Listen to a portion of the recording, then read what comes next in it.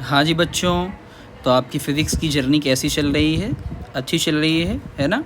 Physics के basic को आप जितना ज़्यादा अच्छा पढ़ेंगे, आगे आपको प्रॉब्लम फ़िज़िक्स में बिल्कुल नहीं होगी। ये केमिस्ट्री या बायोलॉजी की तरह बिल्कुल नहीं होता है, जहाँ पे आपको एक्सेप्शन मिलेगा। फ़िज़िक्स का मतलब होता है प्यार, यानी जो कॉन्सेप्ट एक बार लग जाएगा, वो हमेशा लगता चला जाएगा। तो हमने बहुत सारे कॉन्सेप्ट को पढ़ लिया है ना? ये सारे कॉन्सेप्ट आपकी क्लास 12 के अंदर यूज़ होने वाले हैं। आज आपका जो सबसे ज़्यादा इंपॉर्टेंट चीज़, हालांकि बहुत सारी चीज़ें इंपॉर्टेंट मैंने बताई हैं, बट ये जो टॉपिक आपका है वर्क, ये आप सब ने भी गौर किया होगा कि ये टॉपिक बहुत ज़्यादा इंपॉर्टेंट होने वाला है। वर्क का जो टॉपिक है वो बहुत ज़्यादा इंपॉर्टेंट होने वाला है। चलिए शुरू करते हैं वर्क का पूरा टॉपिक, ठीक है। चलिए सबसे पहले हम वर्क की बात करते हैं, तो जो हमारे काम का है हम वो सारी चीज़ें पढ़ रहे हैं, ठीक है ना। वर्क क्या होता है, मैं पहले इसका फार्मूला लिख देता हूँ कि जो वर्क होता है W is equal to F dot S. F, अच्छा सबको पता है फोर्स एक वेक्टर क्वांटिटी होती है, डिस्प्लेसमेंट भी एक वेक्टर क्वांटिटी होती है, लेकिन ये डॉट का मतलब क्या है कि ये डॉट प्रोडक्ट है, और जो डॉट प्रोडक्ट से आता है वो स्केलर आता है। आई मीन कि आपको ये बातें पता हों। अच्छा, जिन बात लोगों को एकदम से बेसिक में प्रॉब्लम है, एकदम सा बेसिक में प्रॉब्लम है, उनको कुछ भी नहीं होता, एंगल थीटा डॉट क्रॉस, उनके लिए भी मैंने एक चीज़ किया है बहुत जल्द। जो क्लास 11th का पूरा बेसिक आने वाला है, तो आप वहाँ से भी सिस्टमेटिक तरीके से सारी चीज़ें पढ़ सकते हैं। चलिए, तो आपके सामने पता चल गया एक formula W is equal to F dot S, ठीक है ना। तो यहाँ पे आपको एक बात पता चल ही रही होगी कि ये जो W है इस पे मैंने तीर नहीं लगाया है, यानी ये स्केलर क्वांटिटी है, और यहाँ पे क्या आएगा कॉस थीटा। अब मुद्दा ये कि कब अप्लाई करना है ना। ये फार्मूला आपको कब अप्लाई करना है, when force is equal to constant. जब आपका फोर्स क्या रहेगा, कांस्टेंट रहेगा। सर अगर फोर्स कांस्टेंट ना रहेगा, वेरिएबल रहेगा, तो क्या करना, तो इंटीग्रेशन करना होता है, जो इतना ज़्यादा यूज़ नहीं होगा। सर ये कॉस थीटा वाला हमको थोड़ा समझा दीजिए, यानी कॉस थीटा क्या होता है। तो वन बाय वन हम बात कर लेते हैं कि एंगल किस किस तरीके से बात करें। पहले पूरा मैं ड्रॉ कर लेता हूँ एक एक चीज़, फिर आपको पूरा समझा रहा हूँ वन बाय वन। चलिए देखिए, एक तीर इधर है, दूसरा तीर भी मैंने माना कि मेरा दूसरा तीर इस तरफ है। ओके, मैं पूरा ड्रॉ कर लेता हूँ, और ये इस तरफ, और ये पहले एक ब्लॉक ड्रा करता हूँ। ओके, और फिर ये इस तरफ। आप बताइएगा कि मैं क्या क्या बना रहा हूँ, क्या ड्रॉ कर रहा हूँ। कुछ अगर आइडिया आपको लग रहा होगा तो आप ज़रूर मुझसे शेयर करिए। Okay, one by one. चलिए वन बाय वन बात करते हैं, सारी चीज़ों पे डिस्कस करते हैं। सबसे पहले ये देख रहे हैं कि यार मेरा जो फोर्स है, मैंने लगाया इस तरफ, है ना। ये ज़्यादा पतला हो गया, थोड़ा सा इसको ओके, मैं फोर्स लगा रहा हूँ राइट साइड में, और मेरा जो डिस्प्लेसमेंट है वो भी हो रहा है आपके राइट साइड में। तो बताइए दोनों के बीच में एंगल कितना है, दोनों के बीच में एंगल कितना है, 0 है।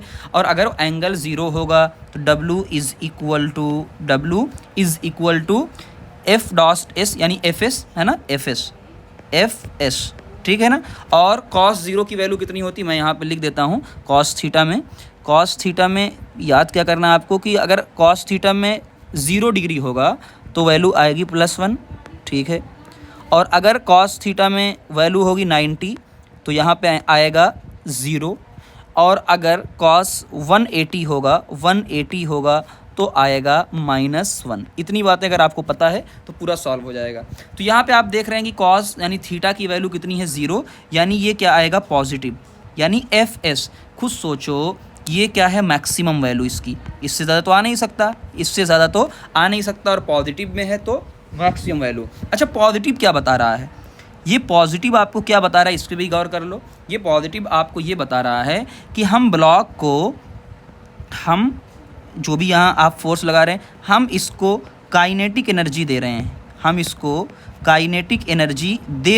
क्या कर रहे हैं, दे रहे हैं काइनेटिक एनर्जी। अभी पता चलेगा आपको। चलिए, अच्छा ये क्या नज़र आ रहा है कि आपने देखो, आपने फोर्स लगाया इस तरफ, है ना, तो आपने फोर्स लगाया इस तरफ। अच्छा, फोर्स हटा देता हूँ मैं, यहाँ पे एक चीज़ काम करता हूँ। अच्छा, फोर्स लगाएंगे अगर इस तरफ तो आपका जाएगा इस तरफ, है ना। अच्छा बताओ, अगर कोई भी चीज़ आगे जाती है तो फ्रिक्शन कहाँ लगता है, फ्रिक्शन हमेशा पीछे की तरफ लगता है, कि ब्लॉक आगे जा रहा है और फ्रिक्शन कहाँ जा रहा है, पीछे जा रहा है ना। तो मैं इस चीज़ को हटा देता हूँ, है ना, कल वरना बहुत सारे लोग कंफ्यूज हो जाएंगे। तो ये समझना कि ब्लॉक आगे की तरफ जा रहा है तो फ्रिक्शन कहाँ लगेगा, पीछे की तरफ। तो बताइए एंगल कितना हो गया, अगर ब्लॉक पीछे की तरफ जा रहा है तो एंगल कितना हो गया, एंगल हो गया 180 डिग्री, एंगल कितना हो गया 180 डिग्री हो गया।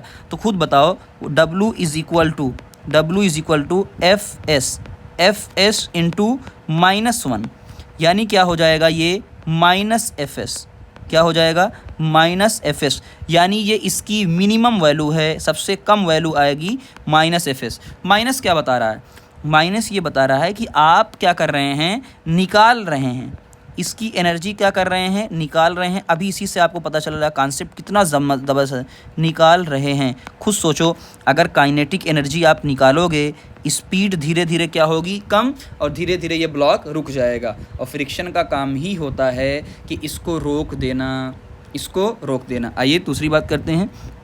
अगर आप जा रहे हो कहाँ, आगे, और जो फोर्स लग रहा है वो कहाँ लग रहा है, ऊपर। अच्छा, ये कौन सा फोर्स लगेगा, नॉर्मल फोर्स। कौन सा फोर्स लगेगा, नॉर्मल फोर्स लगेगा। कभी आपने कुली को देखा है, कुली है ना, कुली जी होते हैं, कुली जी जो वेट उठाते हैं, कुली कहाँ की तरफ चलता है, आगे, लेकिन जो वो वेट उठाता है तो उसका mg कहाँ लगता है, नीचे, है ना, mg कहाँ लगता है, नीचे, और नॉर्मल कहाँ लगता है, ऊपर। तो एक फोर्स आप ये भी देख सकते हैं, है ना। तो इनके बीच में एंगल कितना है, 90, और cos 90 की वैल्यू होती है 0, यानी वर्क डन कितना माना जाएगा, 0 माना जाएगा। वर्क डन कितना माना जाएगा, 0 माना जाएगा। ये इतनी चीज़ें आपको पता हैं। या एक चीज़ आप और देख सकते हैं, यहाँ पे सर्कुलर, अभी मैंने आपको जो ड्रॉ करवाया था, यहाँ पे बना देता हूँ। यहाँ पे एक सर्कल है ना, मैंने सर्कल बनाया पूरा, और आप देखते हैं कि एक पार्टिकल मान लो जा रहा है इस तरफ, इसकी वेलोसिटी इस तरफ है, तो अगर वेलोसिटी इसकी इस तरफ है तो इसका डिस्प्लेसमेंट भी किधर होगा, इस तरफ होगा। और यहाँ आपको दिख रहा होगा कि एक फोर्स लगता है। कौन सा फोर्स लगता है, याद करो, सेंट्रीपिटल फोर्स लगता है। वो कहाँ की तरफ लगता है, हमेशा सेंटर की तरफ। तो आप खुद देख रहे होंगे कि जो सेंट्रीपिटल फोर्स है वो परपेंडिकुलर होता है किसके, एस के। फिर से एंगल कितना आया, है ना, थीटा आया कितना, 90, तो वर्क डन कितना आएगा, 0 आएगा, है ना। तो अच्छा, एक चाहे ये मान लो, या मान लो कि यार यहाँ पे एक टेंशन लग रहा है, रस्सी आपने बांध रखी है, रस्सी, अच्छा इसको मैं बैक करता हूँ, टेंशन इस तरफ नहीं लगेगा। मान लो ये रस्सी आपने बांध रखी है, रस्सी, तो रस्सी में कौन सी चीज़ आती है, टेंशन आता है। रस्सी में क्या आता है, टेंशन आता है। तब भी क्या होगा, टेंशन, है ना, चाहे आप एफ़ की बात करो चाहे टेंशन की बात करो, तो मैं दोनों लिख देता हूँ कि चाहे टेंशन की आप बात करो चाहे इसकी, दोनों क्या होते हैं, परपेंडिकुलर होते हैं। दोनों क्या होते हैं, परपेंडिकुलर होते हैं, ठीक है ना। तो वर्क कितना आएगा, 0। इतनी बातें आपको पता चल गया होगा, ओके, ठीक है ना। चलिए, अब एक बहुत इंपॉर्टेंट चीज़ हम पढ़ने जा रहे हैं, बहुत ज़्यादा इंपॉर्टेंट चीज़, इसको गौर करिएगा। हो सकता है बहुत लोगों को समझ में आए, बहुत लोगों को ना आए, बट ये बहुत हेल्प करेगा आगे हम सब की। चलिए, मैंने लिखा कि वर्क जो होता है is equal to F dot S होता है, यानी F S cos theta, F S cos theta. अब यहाँ पे दो चीज़ें मैं लिखता हूँ, देखता हूँ कितने लोग इस दो चीज़ों को सही कर पाते हैं, कितने लोग इस चीज़ को पचा पाते हैं और कितने लोग इस चीज़ को पचा नहीं पाते हैं। चलिए, मैं लिख रहा हूँ यहाँ पे आपके सामने कि W S is equal to, मैंने लिखा S into F cos theta, cos theta, और थोड़ी देर के बाद अभी आपको पता चल जाएगा। पहले मैं पूरा लिख देता हूँ, एस एफ पैरेलल, इसे क्या नाम देते हैं, पैरेलल। इधर मैंने लिखा W is equal to F, और साथ में लिखा एस कॉस थीटा, और यानी इसको मैंने लिखा एफ एस पैरेलल। सर ये समझ में नहीं आया, हालांकि बहुत सारे लोगों को ये समझ में नहीं आता है। मैं एक बार दिखाता हूँ, है ना, फिर आपको पूरी बातें समझ में आ जाएगी, है ना। थोड़ा मेरे साथ बने रहिएगा। चलिए, मैंने एक यहाँ बनाया सबसे पहला ये, और एक मैंने बनाया यहाँ पे, दोनों के बीच में एक एंगल बनाया। चलिए, तो मैंने कहा कि ये एस है और ये आपका है एफ़, और दोनों के बीच में एंगल कौन सा है, थीटा एंगल है। इस डायग्राम को आप ध्यान से देखिएगा, एक बार समझ जाएंगे तो आगे आपको बहुत ज़्यादा काम आने वाला है, फिर आपको समझ में आ जाएगा पूरी बातें। अब एक बात बताइए, सबसे पहली चीज़ मैं एक ड्रॉ करता हूँ 1 बाय 1 चीज़ों को, फिर आप बताइएगा। देखिए, मैंने ड्रॉ किया यहाँ पे मैंने ड्रॉ किया, किसको ड्रॉ किया, एस को। तो मैंने एस को ड्रॉ कर लिया यहाँ पे, ठीक है सर, एस को मैंने ड्रॉ कर लिया। अब एक सिंपल सी बात बताइए, दो सबको पता होता है कि ये जो फोर्स है किसी एंगल पे लग रहा है, और जब भी कोई एंगल पे लगता है तो आप इसका कंपोनेंट निकालते हैं। किसका निकालते हैं? फोर्स का कंपोनेंट निकाला मैंने सबसे पहला। तो खुद बताओ कंपोनेंट कहाँ आएगा? तो मैंने कहा एक कंपोनेंट मेरा इस तरफ आएगा। देखो, एक कंपोनेंट मेरा फोर्स का इस तरफ आएगा, और एक कंपोनेंट मेरा फोर्स का कहाँ आएगा? ऊपर की तरफ आएगा। एक कंपोनेंट कहाँ आएगा? ऊपर की तरफ आएगा। तो ये जो आपका कंपोनेंट है, इसको, ये कौन सा कंपोनेंट है बेटा? F cos theta. F cos theta, क्या मैं इसको बोल सकता हूँ कि हाँ ये पैरेलल है? पैरेलल का मतलब एस की डायरेक्शन के अंदर है, तभी पैरेलल है, दोनों पैरेलल हैं। ये वाला जो कंपोनेंट आएगा वो आएगा आपका F sine theta. F sine theta यानी एफ परपेंडिकुलर। एफ परपेंडिकुलर, खुद आप बताइए यार, है ना। सिंपल मैंने क्या किया है, देखो बहुत इजी बता रहा हूँ। मैंने इसमें क्या किया है, फोर्स का कंपोनेंट ले लिया है। मैंने क्या किया है, फोर्स का कंपोनेंट लिया है। फोर्स का कंपोनेंट लिया है। फोर्स का कंपोनेंट लिया है ना। ये बातें बहुत इंपॉर्टेंट, बहुत स्लो मैं इसलिए चल रहा हूँ। तो मैंने कंपोनेंट लिया, तो एक कंपोनेंट तो ये आया पैरेलल और एक कंपोनेंट आया परपेंडिकुलर। अभी थोड़ी देर पहले बताया है, ये जो परपेंडिकुलर कंपोनेंट है, ये जो परपेंडिकुलर कंपोनेंट है, ये दोनों यानी ये एफ परपेंडिकुलर किसके है? आपका एस के। तो थीटा कितना हो गया? 90। तो इसकी वजह से वर्क डन कितना हो गया? 0। तो इसकी वजह से वर्क डन कितना हो गया? 0। तो वर्क सिर्फ किसकी वजह से आएगा? एफ यानी इसकी वजह से। अब ये दोनों की वजह से यानी एफ एस कॉस थीटा की वजह से वर्क आएगा। की वजह से क्या आएगा? वर्क आएगा, है ना। की वजह से वर्क, ठीक है ना। ये बात समझ में आ गई, इसलिए मैंने लिखा है S into F cos theta. बात समझ में आई। इस बार हम क्या कर रहे हैं, इस तरफ आइएगा। इस बार हम क्या करेंगे, है ना, इस बार हम कंपोनेंट किसका लेंगे, पहले मैं पूरा ड्रॉ कर लेता हूँ। इस बार जो कंपोनेंट हम लेने वाले हैं, हमने फोर्स को ऐसे रहने दिया। इस बार देखिएगा, हमने फोर्स को ये है फोर्स, तो हमने फोर्स को ऐसे रहने दिया। इस बार हम कंपोनेंट किसका ले रहे हैं? इस बार हम कंपोनेंट ले रहे हैं एस का। किसका कंपोनेंट ले रहे हैं हम लोग? एस का कंपोनेंट ले रहे हैं। तो ठीक है, ले लीजिए। तो एक कंपोनेंट किधर आएगा? एक कंपोनेंट इधर आएगा, और एक कंपोनेंट किधर आएगा? ए परपेंडिकुलर आएगा, ये, ठीक है ना। तो आप फिर देख सकते हैं कि ये है एफ, और ये आपका आ रहा है S cos theta. S cos theta यानी एस पैरेलल, और ये आपका आ रहा है एस परपेंडिकुलर यानी एस साइन थीटा, है ना। और खुद आप अंदाज़ा लगाइए कि इसकी वजह से कोई वर्क डन नहीं आएगा। इसकी वजह से वर्क कितना आएगा? 0। जो भी वर्क आएगा इसकी वजह से आएगा। तो इस तरीके से ये लिखा हुआ है। तो एक बार आपने किसका कंपोनेंट लिया? फोर्स का। इस बार आपने किसका कंपोनेंट लिया? एस का। तो इस बार आपने एस का कंपोनेंट, तो इस बार आपने एस का कंपोनेंट लिया है। तो जिधर से एंगल बनाता है उधर कॉस थीटा, और जिधर से परपेंडिकुलर होता है उधर। तो ये बातें आपको पता चल गई कि यार ये कितनी अमेजिंग चीज़ थी। इसमें बच्चे बहुत कंफ्यूज होते हैं, मैंने खुद देखे हैं। सबसे ज़्यादा बच्चे कंफ्यूज होते हैं, सर ये क्या लिख दिया है, तो ऊपर से जा रहा है। चलिए, इस पर कैसे क्वेश्चन है, कैलकुलेट द। अब एक क्वेश्चन करवाता हूँ, आपको सारी चीज़ें समझ में आ जाएगी कि हाँ यार हमने क्या पढ़ा हुआ है, 1 बाय 1। ये क्वेश्चन बहुत इंपॉर्टेंट है, इंपॉर्टेंट क्वेश्चन। देखिएगा, हाँ, एक बड़ा सा ब्लॉक बनाता हूँ मैं ताकि सारी बातें क्लियर रहें उस ब्लॉक के अंदर। ये बड़ा सा ब्लॉक है, ये ब्लॉक आपका बना है। और ब्लॉक यहाँ, इस ब्लॉक के ऊपर भी क्या किया हुआ है मैंने? एक ब्लॉक यहाँ रखा है। इस ब्लॉक पे एक एम इधर रखा हुआ है, और इधर क्या है? थीटा। इधर क्या है? थीटा है। इसकी हाइट कितनी है? h। इसकी ये पूरी डिस्टेंस कितनी है? x।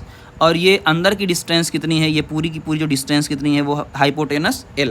इतना आपको दिया हुआ है, और आपसे बोला गया है कि कैलकुलेट। क्वेश्चन क्या है?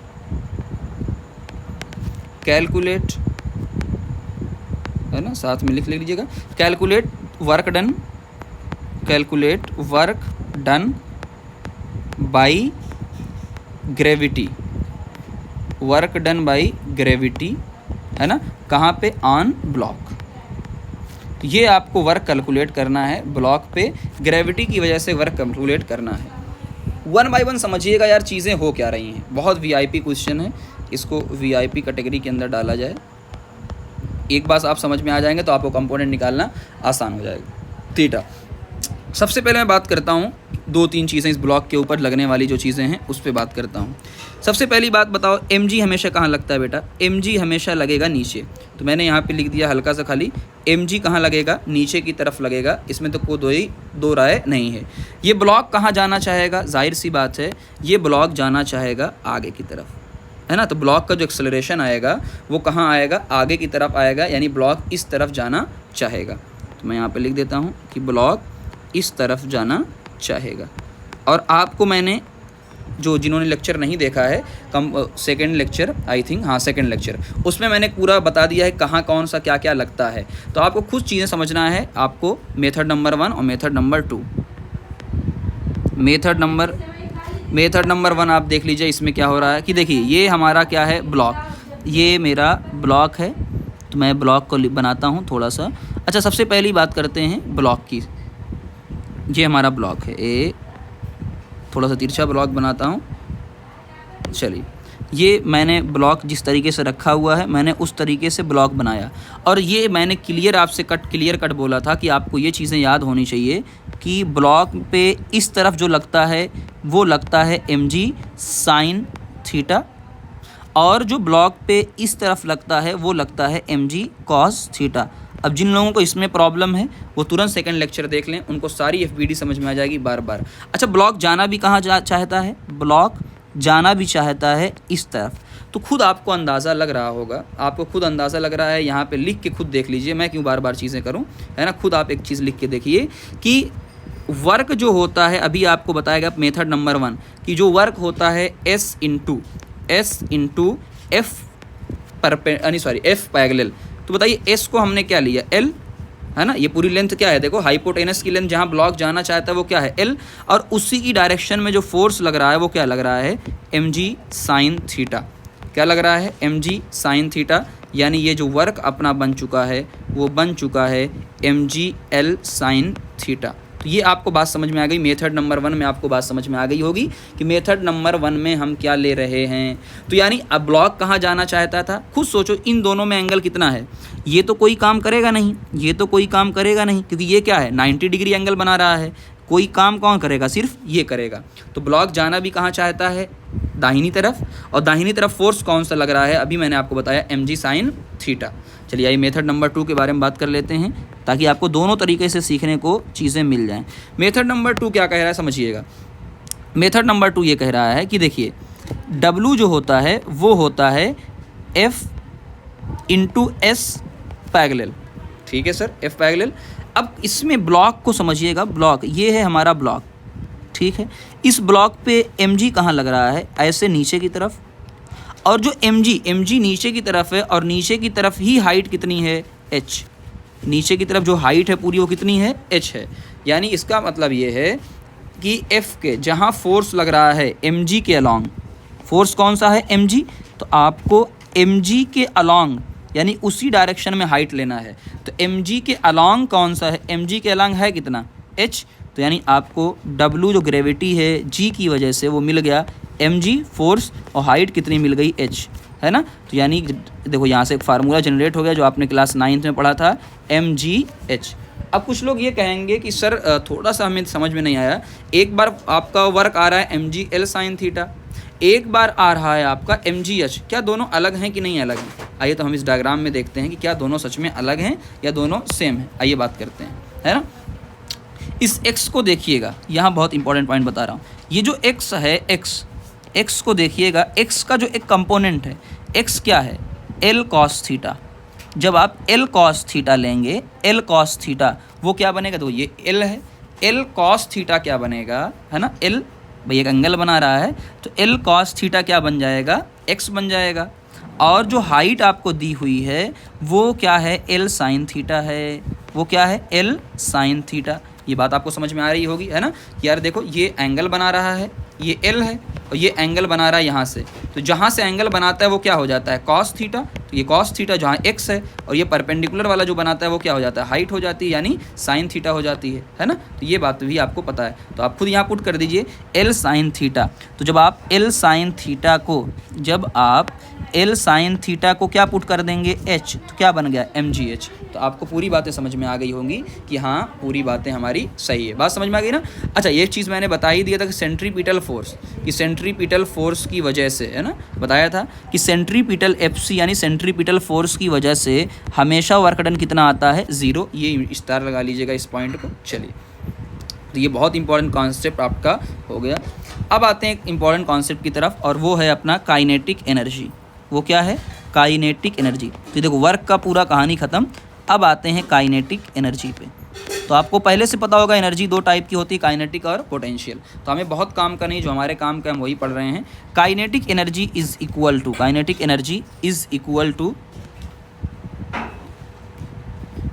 ये क्या हुआ, wait, kinetic energy is equal to, है ना, एक मिनट गाइस, चलो, तो kinetic energy is equal to half M V square,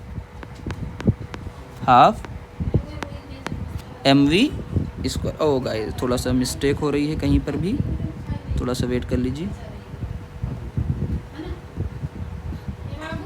एक वेट, थोड़ा सा मिस्टेक कुछ हो रही। Kinetic energy is equal to half M V square. ये बातें सबको पता होती हैं कि kinetic energy is equal to half M V square. एक और फार्मूला इसका है, आप देखिएगा, पी स्क्वायर बाई 2m। अभी कैसा है बता रहा हूँ। पी स्क्वायर क्या होता है, आपको यहाँ गौर करना है, लीनियर मूवमेंटम, ये फार्मूला इसका होता है। कैसे आया है उस पर हम थोड़ा सा डिस्कशन कर लेते हैं, बट उससे पहले इसको डब्बे के अंदर पूरा बंद कर देते हैं। चलिए, डब्बे के अंदर बंद कर दिया। अब मैं आपको बताता हूँ क्या होता है, यही बता देता हूँ पूरा, कि देखो P is equal to linear momentum is equal to क्या होता है, mv। हाँ सर, बिल्कुल बात सही है, P is equal to mv होता है। अब यहाँ पे मैं आपसे कहूँ कि जो मेरा हाफ एम वी स्क्वायर है, अगर मैं इसमें m से मल्टीप्लाई करूँ और m से ही क्या करूँ, डिवाइड, तो ये पूरा रेशियो क्या बन गया, half m square v square upon 2, यानी है पहले से m। तो बताओ एम वी क्या होता है, p, यानी ये बन गया p स्क्वायर, नीचे बचा क्या, 2m, है ना। ये बातें आपको यहाँ पे डिराइव करके पूरी मिल गई हैं। अब यहाँ से अगर आप देखेंगे ध्यान से काइनेटिक एनर्जी, है ना, तो यहाँ से आपको एक चीज़ मिल गई कि kinetic energy is equal to P square by 2m। अब यहाँ से अगर मुझे चाहिए पी स्क्वायर, वो क्या बन जाएगा, 2m इंटू के, यानी काइनेटिक एनर्जी। और यहाँ से अगर मुझे चाहिए P, क्या मिल गया, 2m के अंडर रूट के अंदर। ये भी बहुत ज़्यादा यूज़ होने वाला क्लास 12 के अंदर एक फार्मूला है जो बहुत ज़्यादा यूज़ होता है। इस पे जेई 2024 में एक क्वेश्चन आया है ना, मैं लिख देता हूँ, जेई 2024 क्वेश्चन क्या आया है, दो बॉडी हैं, 2 बॉडीज़, पूरा क्वेश्चन नहीं लिखता हूँ, जितना काम का उतना लिखता हूँ। 2 बॉडीज़ हैं, एक 4 ग्राम की है, एक 25 ग्राम है, एक 4 ग्राम एक 25 ग्राम की बॉडी है ना। मूविंग विद, इतना लिखता हूँ, moving with equal kinetic energy,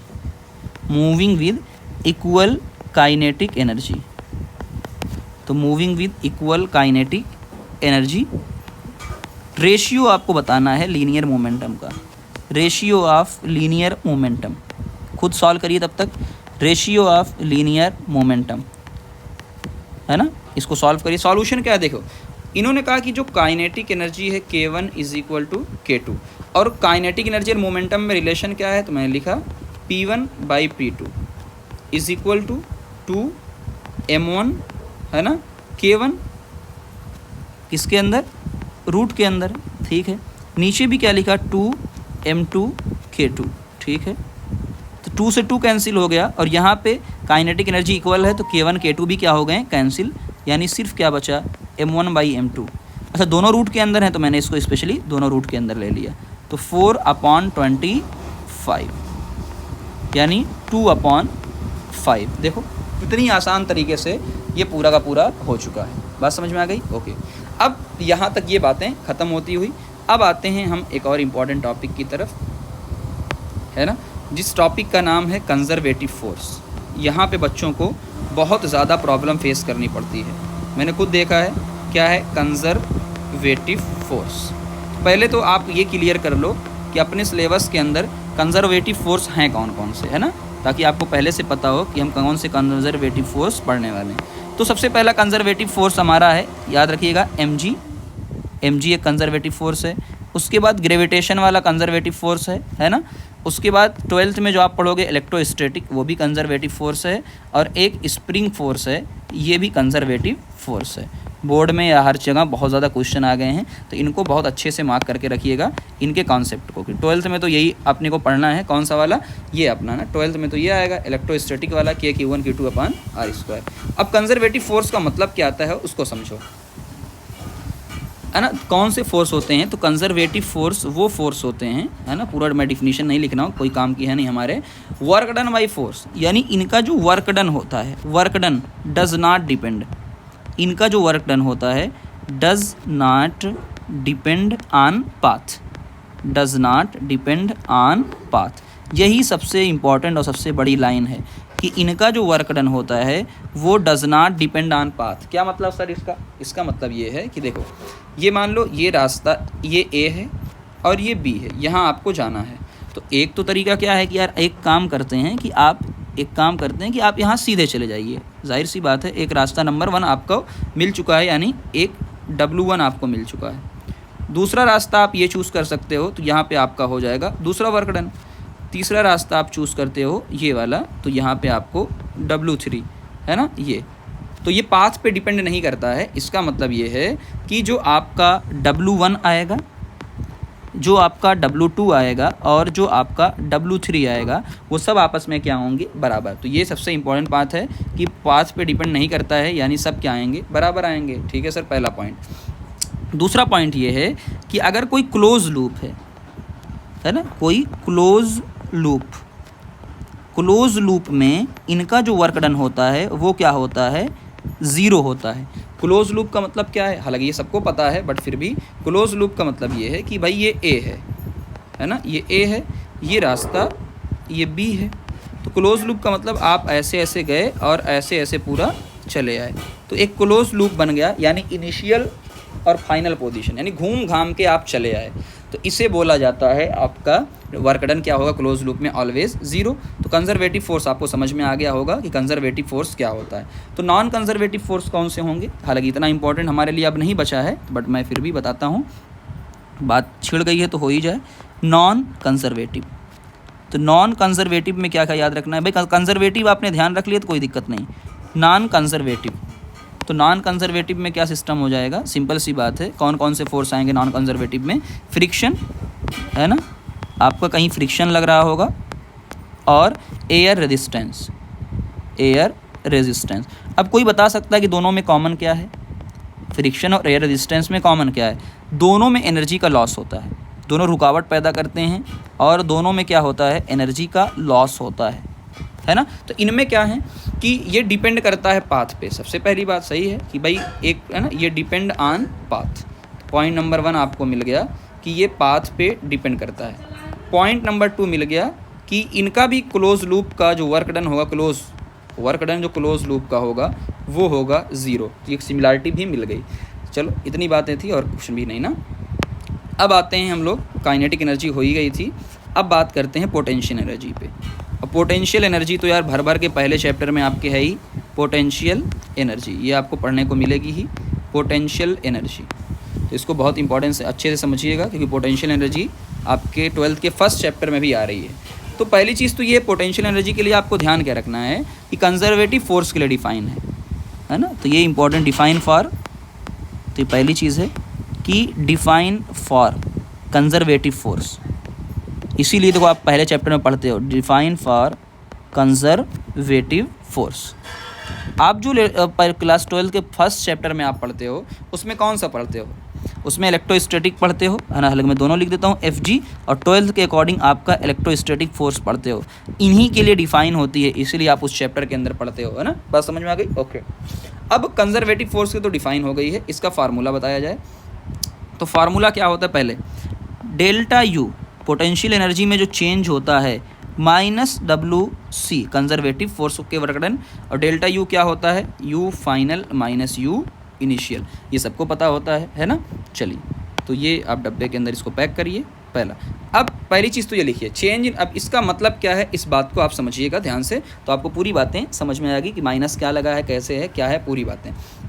तो डिफाइंड देखो मैं बताता हूँ लैंग्वेज पूरा, change in potential energy of an object, है ना। देखो चेंज का मतलब क्या है, delta, change in potential energy of object is being defined as, है ना, is being equal to the negative of work done by conservative force, यानी जो भी कंजर्वेटिव फोर्स का वर्क डन है उसका जो निगेटिव होता है वही क्या होता है, डेल्टा यू। अब पता चल गया होगा आपको, ठीक।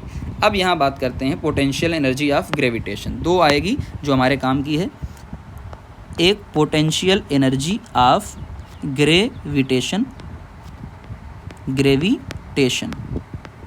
इस पे बात करते हैं कि पोटेंशियल एनर्जी ऑफ ग्रेविटेशन क्या होती है, पहले नंबर की है ना, potential energy of gravitation. Okay चलिए सबसे पहले देखो ये आपका क्या है, ज़मीन है और यहाँ पे एक ब्लॉक रखा हुआ है और ब्लॉक का मास क्या है, m। अच्छा एक चीज़ और ध्यान दीजिएगा कि जब भी आप पोटेंशियल एनर्जी फाइंड आउट करते हैं, तो एक चीज़ का ध्यान देंगे हम, यहाँ बहुत इंपॉर्टेंट पॉइंट लिखने जा रहा हूँ। पोटेंशियल एनर्जी के लिए एक रेफरेंस लाइन होती है, एक रेफरेंस पोटेंशियल एनर्जी के लिए एक रेफरेंस पॉइंट माना जाता है, सबसे पहले रेफरेंस पॉइंट माना जाता है, ठीक है ना। और रेफरेंस पॉइंट माना जाता है यानी, और उस रेफरेंस पॉइंट पे जो इनिशियल पोटेंशियल एनर्जी होती है वो क्या होती है, ज़ीरो होती है ना। जैसे कि हम लोग इलेक्ट्रोस्टैट आप पढ़े होंगे तो आपने कहा कि चार्ज को हम इनफाइनाइट पे लेकर आए हैं, यानी आपने रेफरेंस किसको माना है, इनफाइनाइट को, तो इनिशियल क्या हो जाएगी रेफरेंस पॉइंट पे ज़ीरो, इसलिए माना जाता है कि वो ज़ीरो हो जाती है। ऐसे ही सेम है ना, बहुत इंपॉर्टेंट। तो इनफाइनाइट पे भी हम क्या मानते हैं, ज़ीरो, यानी रेफरेंस पॉइंट माना जाता है, और उस रेफरेंस पॉइंट पे जो इनिशियल होती है वो क्या होती है, ज़ीरो होती है। जैसे यहाँ पे अब हमने रेफरेंस लाइन क्या माना, इसी को, तो मैं इसको लिखता हूँ RL रेफरेंस लाइन, और रेफरेंस लाइन पे आपको जो इनिशियल है U इनिशियल वो कितना माना हमने, ज़ीरो माना। कितना माना, ज़ीरो। इस ब्लॉक को कहाँ लेकर गए हैं हम, इस ब्लॉक को हम यहाँ लेकर गए m हाइट तक, यानी सॉरी इसको h हाइट तक हम लेकर गए हैं। कहाँ तक लेकर गए हैं, इसको h हाइट तक हम लेकर गए हैं, देख लो h हाइट तक। और u फाइनल, ये हमारी क्या हो चुकी है, u फाइनल। और आपको खुद पता होगा कि किसी हाइट पर जो एनर्जी होती है वो क्या होती है, mgh, क्या होती है, mgh। तो बताओ निकाल लो, डेल्टा यू कितना आ जाएगा आपका, फाइनल माइनस इनिशियल यानी mgh, इसीलिए बोला जाता है। दूसरी हमें क्या पढ़ना होता है, स्प्रिंग फोर्स, है ना, ये भी आपने पढ़ा होगा, स्प्रिंग फोर्स। तो ठीक है, स्प्रिंग फोर्स को देख लो एक बार। स्प्रिंग फोर्स में क्या होता है, मैं पहले पूरा बना देता हूँ।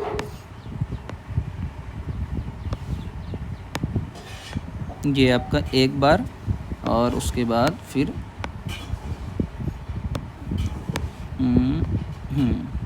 जी ठीक है ना। स्प्रिंग फोर्स में क्या होता है, मैंने माना कि ये मेरा एक ब्लॉक है M जो स्प्रिंग से जुड़ा हुआ है, ये स्प्रिंग से जुड़ा है, स्प्रिंग कांस्टेंट क्या है, K, और ये इसका इनिशियल पॉइंट है ना, ये इसका इनिशियल पॉइंट है।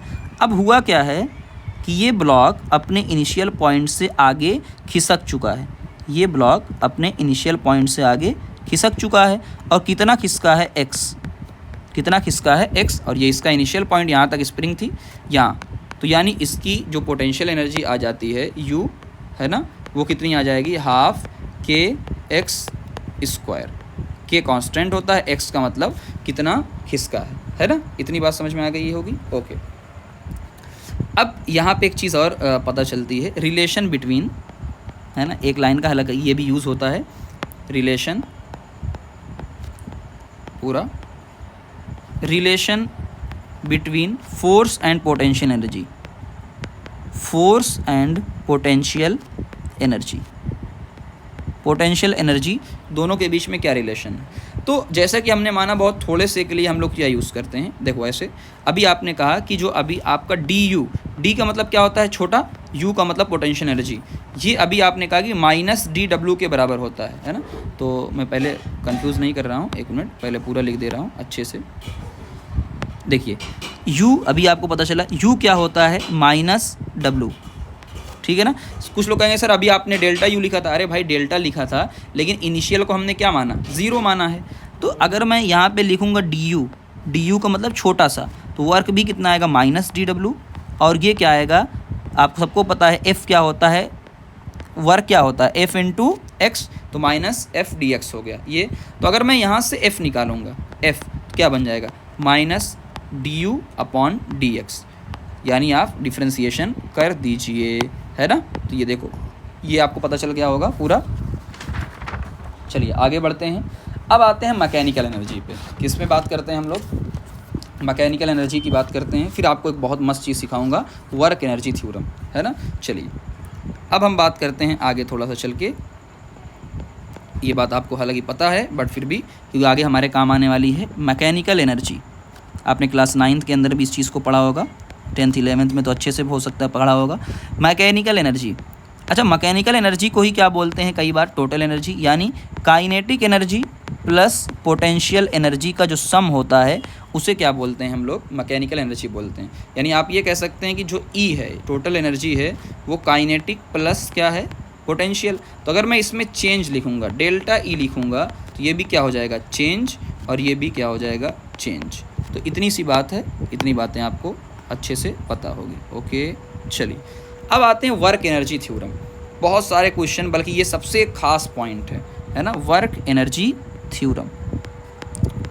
आधे ज़्यादा लोग पूरा 11th गुजर जाता है, उनको वर्क एनर्जी थ्योरम नहीं पता होती है क्या मतलब इसका है, रट लेते हैं, बता नहीं पाते हैं कि क्या होगा, कैसे क्वेश्चन सॉल्व होंगे, उस पर डिस्कस नहीं कर पाते हैं। आइए हम इसको एक बार में सीखते हैं। What is the work energy theorem, it state that, है ना। वर्क एनर्जी थ्योरम क्या कहती है, W ऑल फोर्स, मैं बहुत शॉर्ट में लिख रहा हूँ, पूरा नहीं लिख रहा हूँ, कि W ऑल फोर्सेस, कि वर्क डन बाई, है ना, work done by all forces, जितने भी फोर्स लग रहे हैं, work done by all forces is equal to change in kinetic energy. यही इसका मेन स्टेटमेंट है, चेंज इन काइनेटिक एनर्जी। जितने भी फोर्स लग रहे हैं उन सब फोर्स का जो सम होगा वो किसके बराबर होगा, काइनेटिक एनर्जी के चेंज के बराबर होगा। इसको थोड़ा सा हम और लिखते हैं, W ऑल, है ना। अच्छा ऑल का मतलब क्या है, ऑल होता है, ऑल का मतलब आप चाहे इंटरनल फोर्स की बात करें, इंटरनल, या आप बात करें एक्सटर्नल, सब किसके बराबर होंगे, डेल्टा, यानी चेंज इन काइनेटिक एनर्जी। तो क्या मैं इसको ऐसे लिख सकता हूँ, हाफ m, है ना, v फाइनल का square minus half m v1 का स्क्वायर। क्या मैं इसको ऐसे भी लिख सकता हूँ कि हाफ m को मैं कॉमन ले लूँ, है ना, यहाँ पे v final minus v initial का क्या कर दूँ स्क्वायर, बिल्कुल लिखा जा सकता है ना, कोई दिक्कत। अच्छा डेल्टा v भी लिख सकता हूँ यहाँ पे, हाफ डेल्टा v का स्क्वायर, कोई दिक्कत किसी को। चलिए इसको पूरा डब्बे के अंदर पैक किया जाए।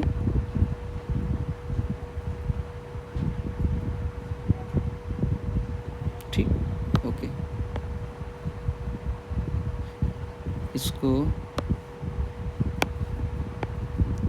ये मेन स्टेटमेंट हमारा है, और ये हमने बता ही दिया आपको कि ये चाहे आप इंटरनल की बात करें और चाहे आप एक्सटर्नल की बात करें, है ना। चलिए अब यहाँ एक चीज़ और मैं लिखता हूँ अपने थोड़ा सा आसानी के लिए, अभी आपको समझ में तब आएगा।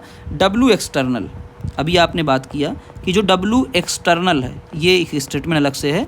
डेल्टा E अभी बताया ना, W एक्सटर्नल डेल्टा E यानी delta K plus delta U, ये भी एक याद रख लीजिएगा, है ना, ये आपको बहुत हेल्प करने वाला है 1 by 1, ये इससे बहुत काम होने वाले हैं, external force.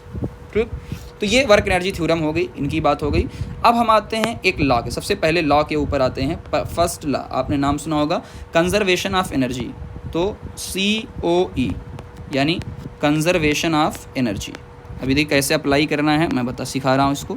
Conservation of energy, आपने पढ़ा होगा ना कि matter neither be created nor destroyed, ऐसे ही एनर्जी भी नाइदर बी क्रिएटेड और नॉर बी, यानी एक फॉर्म से दूसरे फॉर्म में ट्रांसफ़र होती रहती है ये सारी चीज़ें। एक चीज़ का आपको यहाँ पे ध्यान देना है ना, नोट पॉइंट क्या आपको ऐड करना है जब भी आप कंजर्वेशन लगाएंगे, सबके लिए एक नोट पॉइंट यानी इम्पोर्टेंट पॉइंट यहाँ पे है। पहला इम्पोर्टेंट पॉइंट क्या है कि नॉन कंजर्वेटिव फोर्स एब्सेंट, है ना, नॉन कंजर्वेटिव फोर्स कि जो नॉन कंजर्वेटिव फोर्स हैं, जब भी नॉन कंजर्वेटिव फोर्स, जब भी नॉन कंजर्वेटिव फोर्स क्या हो, एब्सेंट हो, तभी अप्लाई होगा। कोई रीज़न बता सकता है इसे कमेंट में बताइए, कोई फ़ॉरन रीज़न बता सकता है कमेंट में कि जब भी नॉन कंजर्वेटिव फोर्स एब्सेंट रहेंगे तभी ये अप्लाई होगा। क्यों?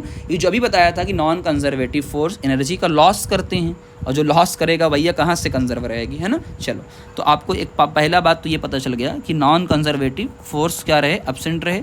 दूसरा पॉइंट, डब्ल्यू एक्सटर्नल क्या हो, ज़ीरो। अब यहाँ पे बहुत इंपॉर्टेंट पॉइंट समझिएगा ये वाला। खुद सोचो, अगर डब्ल्यू एक्सटर्नल आपका है ज़ीरो, खुद से बताइए, और आपको पता होता है, अभी लिखा है कि डब्ल्यू एक्सटर्नल होता है क्या, डेल्टा ई के बराबर होता है। खुद सोचो, W external is equal to zero, तो डेल्टा ई भी क्या हो जाएगा आपका, ज़ीरो हो जाएगा। इसका क्या मतलब है कि E final minus E initial is equal to zero. तो इसका मतलब ये हुआ कि E final is equal to E initial, है ना। आप ऐसे लिख सकते हो, कैसे भी लिख सकते हो। तो क्या मैं इसको ऐसे लिख सकता हूँ कि kinetic energy initial plus potential energy initial is equal to kinetic energy final plus potential energy final. कोई कहे सर ये कहाँ से आया? अरे भाई, ई जो होता है यानी मैकेनिकल एनर्जी, वो काइनेटिक प्लस पोटेंशियल क्या होता है, सम होता है। तो आपको ये बातें पता चल गई। कैसे अप्लाई करना है एक क्वेश्चन के थ्रू मैं आपको सिखा रहा हूँ। क्वेश्चन है फिर से आपका JEE 2024, है ना। चलिए, क्वेश्चन क्या है, एक पूरा का पूरा क्वेश्चन मैं दिखा रहा हूँ। पूरा क्वेश्चन आपको अभी एक देखिए, पहले क्वेश्चन पूरा लिख देता हूँ, बहुत इंपॉर्टेंट क्वेश्चन इसलिए पूरा लिख रहा हूँ। अ पार्टिकल, साथ में a particle is placed at point A, है ना, ऑफ फ्रिक्शनलेस ट्रैक। अब देख लो, अभी एक एक चीज़ बताऊंगा कितना अमेजिंग क्वेश्चन ये वाला क्यों है। फ्रिक्शनलेस ट्रैक ABC, KBC नहीं, है ना, ABC एज शोन। अभी आपको फिगर मिलेगा, shown it is gently pushed toward, आपको सीखने को मिलेगा बहुत अच्छा, टुवार्ड राइट, ठीक है, toward the right. The speed of the, आपको पूछा है स्पीड ऑफ पार्टिकल, द को मैंने छोड़ दिया, of particle when it reach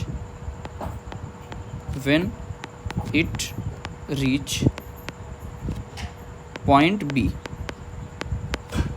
है ना। चलिए फिगर बना देता हूँ ताकि आपको पूरी बात समझ में आए। फिगर क्या है, ये फिगर आपको इस तरीके से पूरा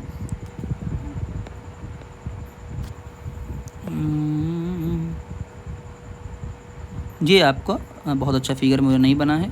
A है, यहाँ आपको पॉइंट B मिल जाएगा, यहाँ आपका पॉइंट C मिल जाएगा, है ना पूरा। तो हाइट की बात कर लेता हूँ, पूरी क्या क्या हाइट है कि देखो, A से लेके जो नीचे तक की पूरी हाइट है वो है 1 मीटर की, यहाँ से यहाँ 1 मीटर की हाइट है, और यहाँ से यहाँ की जो हाइट है, यहाँ से यहाँ की जो हाइट है वो है 0.5 मीटर, है ना। ये पूरा आपको दिख रहा होगा, ठीक। अब इस क्वेश्चन को सॉल्व कैसे करना है, ये बहुत इंपॉर्टेंट क्वेश्चन है कॉन्सेप्ट सिखाने के लिए। सबसे पहला पढ़िए, a particle is place at a point A of frictionless. तो ये देखिए ध्यान से,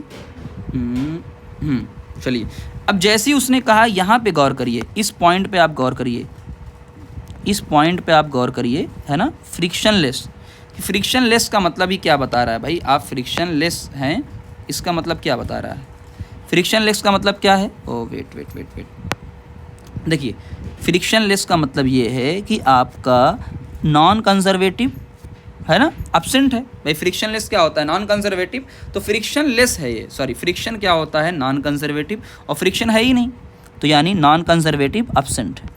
तो जो नॉन कंजर्वेटिव आपका है, नॉन कंजर्वेटिव वो एब्सेंट है, यानी आप यहाँ पे अप्लाई कर सकते हैं। अच्छा, अप्लाई कर सकते हैं तो आप क्या करेंगे, सबसे पहला आप अप्लाई करने के लिए लिखेंगे, है ना, क्या लिखेंगे कि सर जो काइनेटिक एनर्जी इनिशियल है plus U initial is equal to kinetic energy final plus potential energy final.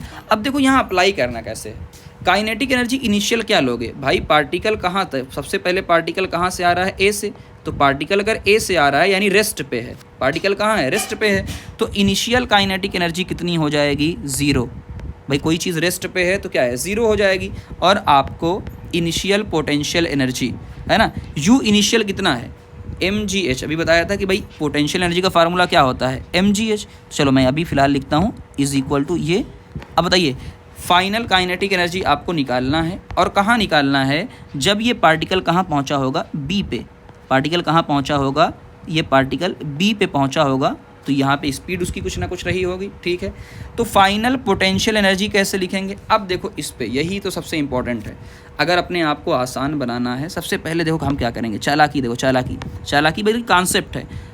आपको पोटेंशियल एनर्जी निकालने के लिए एक रेफरेंस पॉइंट मानना होता है सबसे पहले। अब मैं क्या करूँगा, रेफरेंस पॉइंट ए को मान सकता हूँ, रेफरेंस पॉइंट ज़मीन को मान सकता हूँ, और साथ में रेफरेंस पॉइंट मैं बी को भी मान सकता हूँ, है ना, कहीं भी मान सकता हूँ। जैसे ही मैंने इसको रेफरेंस लाइन माना, यहाँ की जो पोटेंशियल एनर्जी है वो कितनी हो गई, ज़ीरो। कितनी हो गई, ज़ीरो, यानी फाइनल पोटेंशियल एनर्जी कितनी हो चुकी है, उसकी ज़ीरो हो चुकी है ना। तो आइए अप्लाई करते हैं। इनिशियल पोटेंशियल एनर्जी समझिएगा, इनिशियल पोटेंशियल एनर्जी कितनी होगी, इनिशियल पोटेंशियल एनर्जी mgh कितनी होती है भाई, हमेशा mgh is equal to kinetic energy कितनी होती है, हाफ mv स्क्वायर, ठीक है भाई। अब यहाँ से हमको v चाहिए, तो मुझे मिल गया 2gh, ये फार्मूला आप यहाँ से डायरेक्ट निकाल सकते हैं।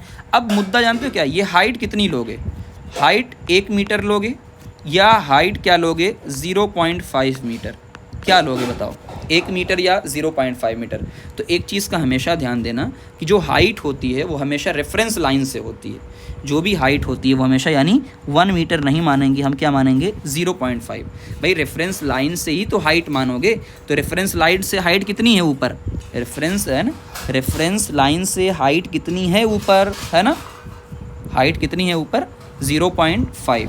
तो आप अप्लाई करके देख लो यहाँ पे, तो यानी 2 × 10 × 0.5 है ना, तो आपको अंडर रूट के अंदर आ जाएगा, यानी आपका रूट 10 आ जाएगा। तो एक बहुत इंपॉर्टेंट क्वेश्चन है। तो रेफरेंस लाइन है ना, और एक चीज़ का याद देना, हाइट हमेशा रेफरेंस लाइन से ही ली जाती है। तो ये पूरा का पूरा आपका सिस्टम ख़त्म होता हुआ, ठीक है ना, पूरा सिस्टम ये वाला आपका ख़त्म होता हुआ।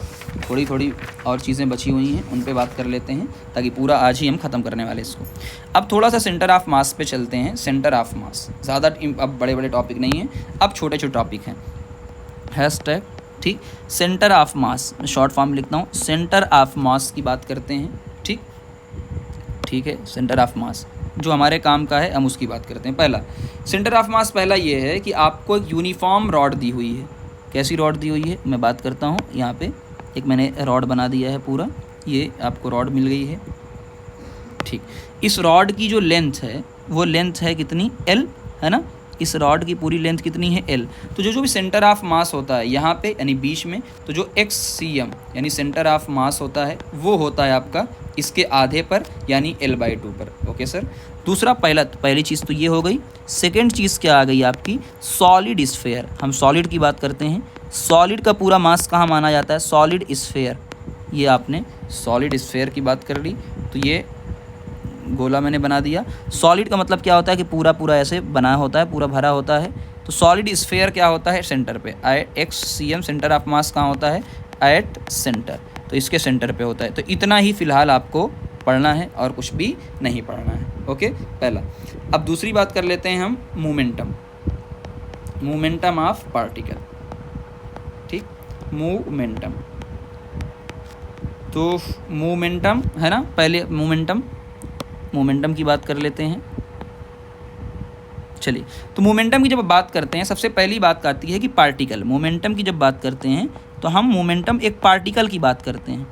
जब भी आपने है ना ये चीज़ गौर नहीं की होगी, हम एक पार्टिकल की बात करते हैं कि उसका मास m है, वो किसी स्पीड से जा रहा है यानी वेलोसिटी से, तो जो p आता है वो क्या आता है, mv, है ना, ये पहला पॉइंट। लेकिन जब आप क्या करते हो, एक बॉडी की बात करते हो, है ना, बॉडी, और जो बॉडी बनी होती है वो सिस्टम ऑफ पार्टिकल से बनी होती है। क्या मतलब, बहुत सारे पार्टिकल से। तो बॉडी जो होती है वो बहुत सारे पार्टिकल से बनी होती है और सभी पार्टिकल की अपनी अपनी स्पीड होती है। बॉडी, है ना, बॉडी का मतलब क्या होगी, जैसे मैं एग्जांपल दूं, ये मैं जिस टैब से पढ़ा रहा हूं, आईपैड से, है ना, टैब की बात कर लिया मैंने, जिस पेन से, स्टाइलिस से पढ़ा रहा हूं, ये सारी एक बॉडी है।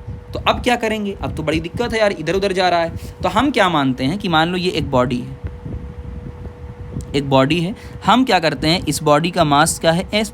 तो इस बॉडी का सेंटर ऑफ मास, इस बॉडी के जो सेंटर ऑफ मास की वेलोसिटी होगी उसी को हम मानते हैं क्या, पी सिस्टम, है ना। तो आप क्या लिखोगे कि जो पी सिस्टम होगा, पी सिस्टम वो m into V centre of mass. क्या आप सेंटर ऑफ मास का कर लेंगे तो आपको ये पूरी बातें मिल जाएंगी। तो ये छोटी छोटी बातें हैं। चलिए अब सेकेंड लॉ की तरफ चलते हैं। एक तो आपने पढ़ लिया कंजर्वेशन का, कंजर्वेशन का जो सेकेंड है वो भी आपने कभी पढ़ा होगा, कंजर्वेशन ऑफ मोमेंटम, है ना, ये तो पढ़ा ही होगा ये क्लास 9th में। सेकेंड लॉ है conservation of momentum, conservation of momentum. तो कंजर्वेशन ऑफ मोमेंटम की बात कर लेते हैं बेटा, बहुत इंपॉर्टेंट चीज़ें हैं ये, है ना। आपको खुद जो लोग पढ़ रहे होंगे आप खुद बताइएगा, कमेंट आप लोग नहीं करते हैं, आप कमेंट किया करिए कि हाँ यार कैसा लेक्चर है ये, है ना, ताकि हमें भी थोड़ा सा हिम्मत मिलेगी। चलिए अब इसमें क्या क्या राज हैं, छुपे हुए हैं। पहला व्हेन, है ना, व्हेन आपका एफ एक्सटर्नल, चाहे एफ एक्सटर्नल की बात कर लें चाहे आप नेट की बात कर लें, ये क्या हो जाए, ज़ीरो, है ना। जब भी नेट फोर्स ज़ीरो होगा तो आप सबको पता है कि F इज़ इक्वल टू, आपने न्यूटन का सेकंड लॉ पढ़ा होगा, dp बाई dt। क्या होगा, dp बाई dt, है ना। तो आप यहाँ से देख सकते हैं कि F इज़ इक्वल टू, आपने सेकंड लॉ पढ़ा होगा, dp बाई dt। तो अगर F ज़ीरो होगा, अच्छा dp का मतलब क्या होता है, delta p, delta by delta t। तो अगर आपका फोर्स ज़ीरो होगा, मैंने कहा यार ये फोर्स कितना है, ज़ीरो, तो यानी क्या हो जाएगा, delta p is equal to zero, यानी p final minus p initial is equal to zero. तो p initial is equal to p final. तो यहाँ पे क्या होगा, ओके, तो यहाँ पे मैं लिखता हूँ अब कि p initial is equal to p final, है ना। मान लो दो बॉडी होगी, दो पार्टिकल हैं, अगर टू पार्टिकल, क्योंकि हम पार्टिकल की बात करते हैं, अगर टू पार्टिकल होंगे तो क्या होगा, अभी पढ़ाया था, तो m1 उसकी स्पीड u1 प्लस m2 और u2 is equal to m1 v1 plus m2 v2। तो इस तरीके से पूरी कहानी होगी। चलिए क्वेश्चन की हेल्प से ही समझते हैं कि हमेशा क्वेश्चन से ही समझ में आता है। चलिए ये भी क्वेश्चन है, सारे जेई के क्वेश्चन हैं, ताकि आपको लेवल थोड़ा सा पता चले कि हाँ क्या चीज़ें पढ़ रहे हैं। सबसे पहले एक क्वेश्चन आपको दिया है, एन आर्टिलरी पीस, है ना, ये आपको पहले लिख देता हूँ पूरा क्वेश्चन, फिर आप समझिएगा। आप तब तक कमेंट कीजिए क्या आपको सारी चीज़ें समझ में आ रही हैं कि नहीं समझ में आ रही हैं, है ना। देखो एक टीचर के लिए, एक पढ़ाने वाले के लिए सबसे मेन चीज़ ये होती है कि यार आप जो है सही सही चीज़ें बताओ। अगर मैं सही से पढ़ा रहा हूँ तो भी बताओ, कुछ कमी है तो भी बताओ, कोई भी, है ना, क्योंकि गलतियाँ को सही करना ही आगे हमें लेकर जाएगा। तो आप कोई भी चीज़ हो, आपको समझ में नहीं आ रहा है तो भी आप बताइए, समझ में आ रहा है तो भी बताइए कि मोटिवेशन और मैं क्या कर सकता हूँ वो उसके लिए भी बताइए। बट मैं कोशिश करता हूँ कि हर वो चीज़ आपके लिए ईजी बना सकूँ, है ना। चलिए तो ये क्वेश्चन आपको एक बार में थोड़ा सा और बचा है, ये बहुत अच्छा क्वेश्चन है, आपने किया होगा, है ना। तब तक आप अगर खाली हैं तो आप ट्राई करिए। After the firing the ratio of के काइनेटिक, पूरा लिख देता हूँ भाई, kinetic energy of artillery and that of shell. चलिए क्वेश्चन क्या कह रहा है उसको बहुत ध्यान से पढ़िए, हो सकता है क्वेश्चन आपको समझ में आ गया। An artillery piece of mass M1, यानी वजनदार तोप, एक जो तोप होती है उस पूरी तोप को पहले हम बनाने की कोशिश करते हैं। तोप बन जाए तो बहुत बढ़िया है। एक सर्कल यहाँ और एक सर्कल यहाँ। चलिए एक तोप बनाने की कोशिश करते हैं, देखते हैं कि मुझसे तोप सही से बनती है कि नहीं। ये हाँ बढ़िया तो बन गई। चलिए अब ये एक तोप आपको दिया हुआ है। अब जाहिर सी बात है ये तोप है, तो इस पूरी तोप का जो मास है वो क्या है, M1। बिल्कुल सही बात है। तो इधर भी तोप का मास क्या रहेगा, M1। अब इस तोप के अंदर क्या है, एक गोला है ना, शेल जिसे गोला है, तो इस गोले का मास मैंने माना M2, है ना। अब ये कह रहा है कि ये शुरू में क्या है, मास। अब जाहिर सी बात है शुरू में ये लोग किस पे होंगे, रेस्ट पे। अगर कोई शुरू में रेस्ट पे है, इसका मतलब जो इनिशियल मोमेंटम है वो क्या होगा, ज़ीरो। जाहिर सी बात है ना, इनिशियल मोमेंटम ज़ीरो है। जैसे ही फायरिंग हुई होगी, जैसे ही फायरिंग हुई होगी तो ये जो गोला है, जैसे ही फायरिंग हुई होगी तो ये जो M2 मास का गोला है ये कहाँ गया होगा, जाहिर सी बात इसकी V2 ये आगे गया होगा, और ये उसके एक्शन रिएक्शन की वजह से आपने न्यूटन का तीसरा लॉ पढ़ा है, ये कहाँ गई होगी, V1। कहाँ गई होगी, V1 यानी बैक। तो एक आगे एक पीछे, अभी पता नहीं, एक आगे और एक पीछे, है ना। चले एक मिनट देख ले, एक आगे जा रहा है अम्मी, हेलो ये है। तो एक आगे और एक क्या है, पीछे। तो अब इसका जो, अच्छा ये आगे जा रहा है तो इसका मोमेंटम M2 देख लो, और ये इधर है तो ये P2 और ये P1, ठीक है ना। तो अब एक चीज़ है कि आप किसी भी तरीके से इसको सॉल्व कर सकते हैं, है ना। अच्छा ये इनिशियल है और ये पूरा क्या बन जाएगा, फाइनल बन जाएगा। आइए हम किस तरीके से इसको सॉल्व करते हैं उसकी बात करते हैं, है ना। चलिए तो स्टेप नंबर वन आइए देखते हैं। पहला कि यार अगर आप देखेंगे ध्यान से कि P initial is equal to P final, यही होता है। तो इनिशियल तो अपना क्या है, ज़ीरो है, और फाइनल क्या है, P2 माइनस P1, है ना। ये दोनों फाइनल में ही तो है, एक आगे जा रहा है और एक कहाँ जा रहा है, पीछे। तो इसका मतलब क्या है कि P1 और P2 क्या होने चाहिए, बराबर होने चाहिए। जाहिर सी बात है, तभी तो अगर हो खुद सोचो यार, यहाँ से अंदाज़ा लगा दो, P1 और P2 क्या होने चाहिए, बराबर, यानी फाइनल भी क्या आना चाहिए, ज़ीरो आना चाहिए, यानी जितना आगे गया उतना ही पीछे गया। तो स्टेप नंबर 1। स्टेप नंबर 2 कि आप रेशियो कैसे निकालेंगे। तो आपको पता है कि जो काइनेटिक एनर्जी होती है ना, वो P²/2m होती है। यानी हम काइनेटिक एनर्जी सॉल्व करेंगे, यानी जो काइनेटिक एनर्जी है वो 1 क्या होगा, m। क्यों होगा, P तो सेम है, P तो क्या है, दोनों का सेम है। तो इसका मतलब K1/K2 is equal to M2/M1। देखो कितनी आसान तरीके से एक लाइन के अंदर सॉल्व हो गया। तो सिर्फ समझना अच्छे से था, बाकी सॉल्व ऑटोमेटिक हो गया। ओके चलिए अब आते हैं एक इम्पॉर्टेंट टॉपिक की तरफ जो क्लास 12th में आपको पढ़ने को मिलेगा, टॉर्क, है ना। आपको पता है, जिस लोगों ने थोड़ा सा भी पढ़ लिया है उनको अच्छे से पता है कि टॉर्क वाला टॉपिक उसमें आता है, टॉर्क। और रोटेशन का ये बहुत इंपॉर्टेंट कॉन्सेप्ट है, टॉर्क वाला कॉन्सेप्ट, है ना। टॉर्क, डाइपोल का टॉर्क आपने पढ़ा होगा, टॉर्क 12th के डाइपोल में है। तो ये कहाँ पे है, डाइपोल, है ना, जो आपने डाइपोल चैप्टर पढ़ा होगा या पढ़ेंगे उसमें है। तो टॉर्क क्या होता है, आइए उस पर डिस्कस कर लेते हैं। पहला, है ना, सेम वही कहानी है जो थोड़ी देर पहले मैंने आपको समझाया था। टॉर्क, तो torque is equal to R vector into यानी F, और जहाँ पे F यानी क्रॉस आता है वहाँ पे आता है साइन थीटा, है ना। एक डॉट प्रोडक्ट, एक क्रॉस प्रोडक्ट। तो ये आपको मिल गया है पूरा कि ये एक डॉट प्रोडक्ट, एक क्रॉस प्रोडक्ट। अब जिन लोगों को पता है, थोड़ी देर पहले हमने भी एक चीज़ लिखी हुई थी, अगर आपको ध्यान देंगे तो यहाँ फिर से मैं वही चीज़ करता हूँ, मेथड नंबर 1 और मेथड नंबर 2। अब आपको डायरेक्टली बातें समझ में आएंगी। टॉर्क एक तो आप लिख सकते हैं कि जो टॉर्क आप लिख सकते हैं, पहला कि F इंटू R परपेंडिकुलर, है ना, R परपेंडिकुलर। एक आप क्या लिख सकते हैं, torque is equal to R F perpendicular. जैसे सेम हमने वर्क में किया था, सेम वही तरीका है जो आपने वर्क में किया था, सेम वही तरीका है। तो एक समझाता हूँ, पहले बहुत ध्यान से इस वाले को समझिएगा, है ना। अब टॉर्क क्या करता है, सिंपल देखो, जिसके R का मतलब क्या, 1/1, है ना। यहाँ पे F क्या है, R क्या है, उसकी बात है ना। पहला कि एक तो क्या है फोर्स वन, अच्छा चलो मैं बना के फिर दिखाता हूँ आपको। ये मैंने कहा कि यार ये एक पॉइंट है, दरवाज़ा जो आप खोलते हो, और ये ओ पॉइंट है, यहाँ पे एक हुक लगा हुआ है ना, एक हुक लगा हुआ है। 1 बाय 1 एकदम अच्छे से फिगर बनाएंगे तभी मज़ा आएगा। ये पॉइंट पी है अपना, और यहाँ पे हम फोर्स लगा रहे हैं। ये पॉइंट पी है और यहाँ पे हम क्या कर रहे हैं, फोर्स लगा रहे हैं यहाँ पे। तो ये मैंने लगाया फोर्स, ठीक है, पहली चीज़। अब जाहिर सी बात है ये फोर्स है तो कोई ना कोई यहाँ से एंगल बनाएगा। ये देखो ये एंगल है ना, यहाँ पे 1 बाय 1। अब इसको बात करते हैं क्या करना है, क्या करना है हमें, है ना।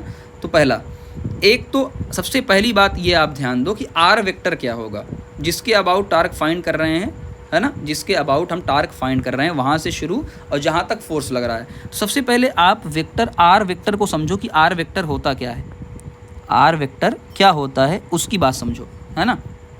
सबसे पहले कि आपको जिसके अबाउट टार्क फाइंड करना है ना, जहाँ से भी आपको टॉर्क फाउंड करना, जिसके अबाउट आपको टॉर्क फाइंड करना है, टॉर्क फाइंड, तो ये बहुत इंपॉर्टेंट चीज़ है। आपको पूरा रोटेशन में लोगों की सांस अटक जाती है। तो जिसके अबाउट आपको टॉर्क फाइंड करना है वहाँ से शुरू करिए, वहाँ से। अब मेन मुद्दा है कहाँ तक, शुरू तो हमने कर लिया, कहाँ तक, है ना, ये सबसे बात कहाँ तक है। हम जहाँ फोर्स लग रहा है, सिंपल सी बात है, जहाँ आप फोर्स अप्लाई कर रहे हो, जहाँ फोर्स अप्लाई, तो अभी इस डायग्राम में आपको समझ में आ जाएगा हम क्या करने वाले हैं। तो देखिए ये आपका इस पॉइंट पे, ये जो पॉइंट था यहाँ से शुरू हो रहा था, ये पॉइंट आपका था P, ये पॉइंट आपका था P, यानी जो आपका R वेक्टर आएगा वो इस पॉइंट से इस पॉइंट तक आपका R वेक्टर आएगा। भाई यहाँ से आपको O पॉइंट से आपको टॉर्क लगाना था, यहीं से घुमा रहे हैं आप, है ना, ये आपको आना था। अब आप क्या करेंगे, सिंपल सी बात है, आप F का कंपोनेंट करेंगे, है ना। अभी जैसे कि आपको बताया गया था, आप क्या करेंगे, F का कंपोनेंट, क्योंकि F से क्या कर रहे हैं, तो आप क्या करेंगे, यहाँ से F का कंपोनेंट करेंगे। सेम जैसा कि वर्क में हमने समझा था, तो आपको समझना आसान होगा।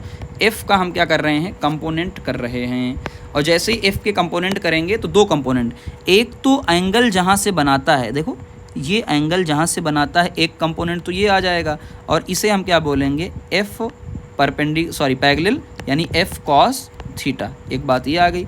और दूसरा क्या बनेगा, दूसरा बनेगा ये, और इसे हम क्या बोलेंगे, F परपेंडिकुलर, यानी F sine theta, F sine theta. अब दो बातें आप समझ में आ जाएगी तो आपको पूरी बात समझ में आ जाएगी 1 बाय 1। अगर आप इतना पॉइंट आप समझ गए तो मेरा पॉइंट क्या है कि देखिए, आपको टॉर्क का मतलब क्या होता है, घुमाना।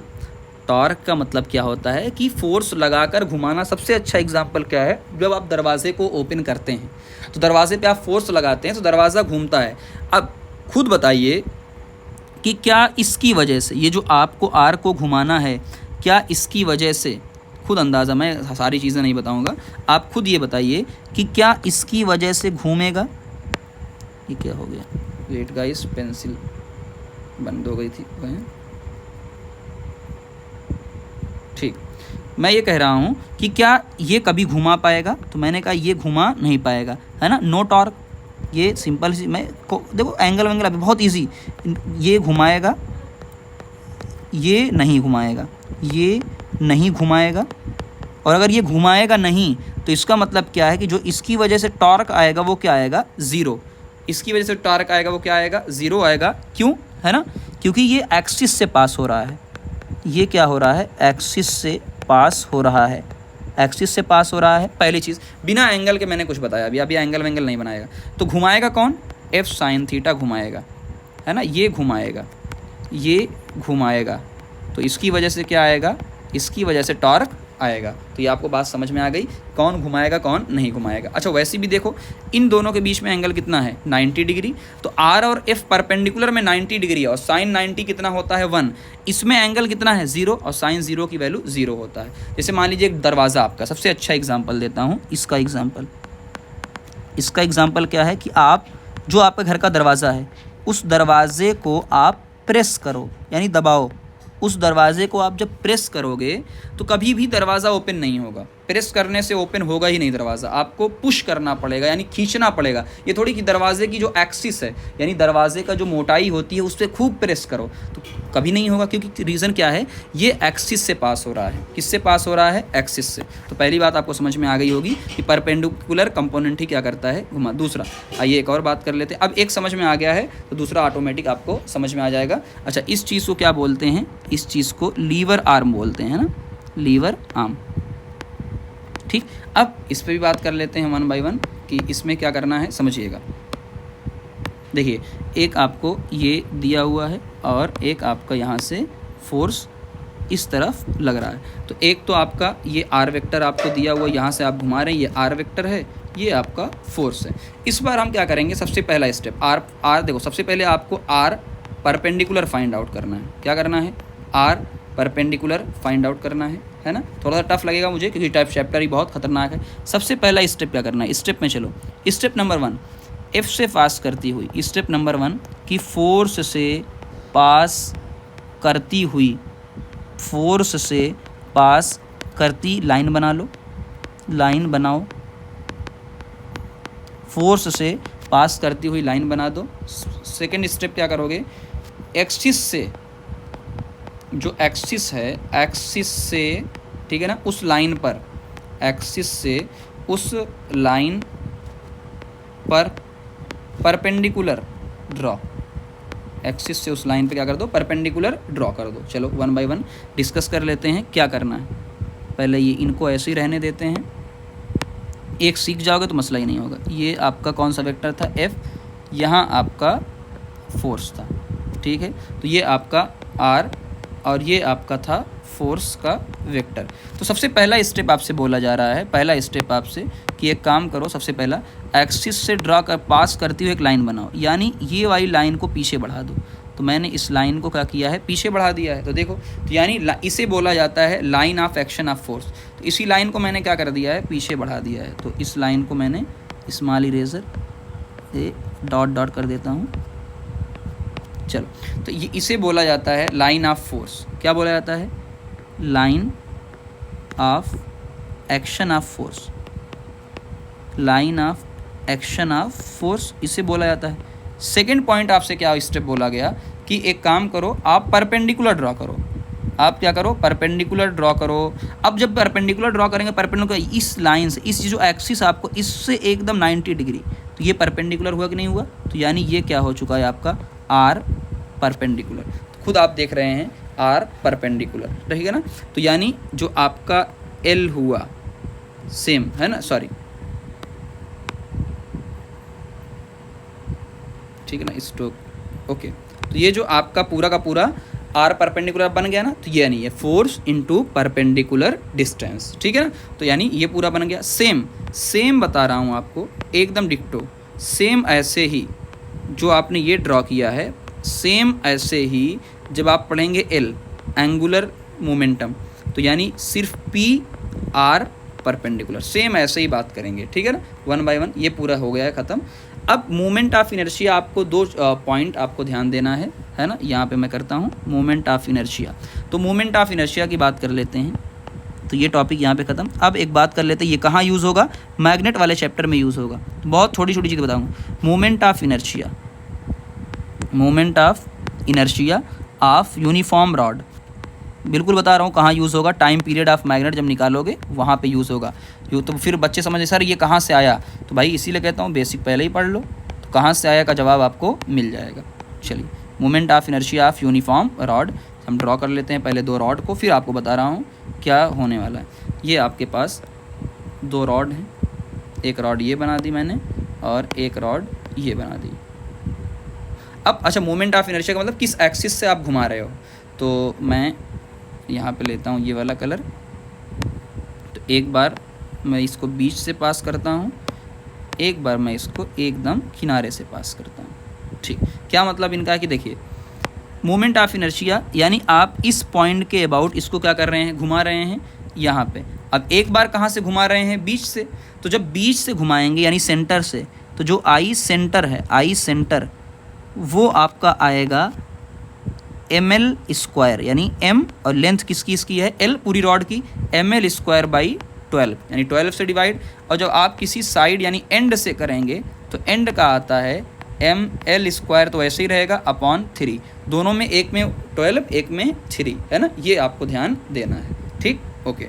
अब यहाँ पे धीरे धीरे फार्मूला हम अप्लाई करते हैं, दोनों के मोशन को डिस्कस करते हैं वन बाय वन। कि ट्रांसलेशन का मतलब क्या है, जो हमने सिंपल सा मोशन पढ़ा है, तो एक ट्रांसलेशनल बात करते हैं क्वांटिटी, ट्रांसलेशनल एक रोटेशनल। हालांकि रोटेशन चैप्टर बहुत बड़ा चैप्टर है, आपने जो 11th वाले बच्चे हैं जो आपने जो पढ़े हैं उनको पता होगा है ना अच्छे से कि रोटेशन में सबकी सांसें अटकती हैं। तो एक तो ट्रांसलेशनल एक रोटेशनल है ना, तो इस दोनों पे अंतर आप देखिएगा, दोनों के मोशन को हम किस तरीके से डिराइव कर सकते हैं यानी बता सकते हैं। पहला यहाँ पे क्या होता है, अगर आप ध्यान से देखें यहाँ पे एस होता है, और रोटेशन वाले में हमने पहले आपको बोला था डेल्टा फाई डिस्प्लेसमेंट यानी इस तरीके से होता है। यहाँ पे आपका वी होता है, यहाँ पे आपका घूमने वाले में ओमेगा होता है, यहाँ आपका एक्सेलरेशन होता है, यहाँ पे आपका अल्फ़ा होता है। ठीक है, यहाँ पे आपका फोर्स होता है, यहाँ पे आपका टॉर्क होता है ना, जो एंगुलर एक्सेलरेशन देता है। ठीक है ना, यहाँ पे आपका मास होता है, और यहाँ पे आपका आई यानी मोमेंट ऑफ इनर्शिया होता है। यहाँ पे आपका मोमेंटम पी वाला होता है, यहाँ पे आपका एल यानी एंगुलर मोमेंटम होता है ना, एंगुलर मोमेंटम। ये क्वांटिटी बहुत सारे लोगों को फिर नहीं समझ में आती, एंगुलर मोमेंटम होता है। ठीक, ओके। अच्छा, यहाँ पर भी काइनेटिक एनर्जी होती है, ऐसा नहीं, यहाँ पर भी काइनेटिक एनर्जी होती है। अच्छा, फार्मूलेज में चेंज तो आएंगे है ना, जैसे मैं फार्मूला पूरा एक साथ लिखते हुए चल रहा हूँ ताकि आपको कोई प्रॉब्लम ना हो। जैसे अब यहाँ फार्मूले शुरू हो गए हैं, यहाँ पे होता है P = mv, यहाँ पे होता है L, तो m की जगह I ओमेगा हो जाता है। यहाँ पे जो फोर्स होता है वो होता है dp/dt है ना, मैंने बताया था dp/dt। यहाँ पे जो होता है वो टाउ = dl/dt है ना, रिलेट करते हुए चलिएगा चीज़ों को।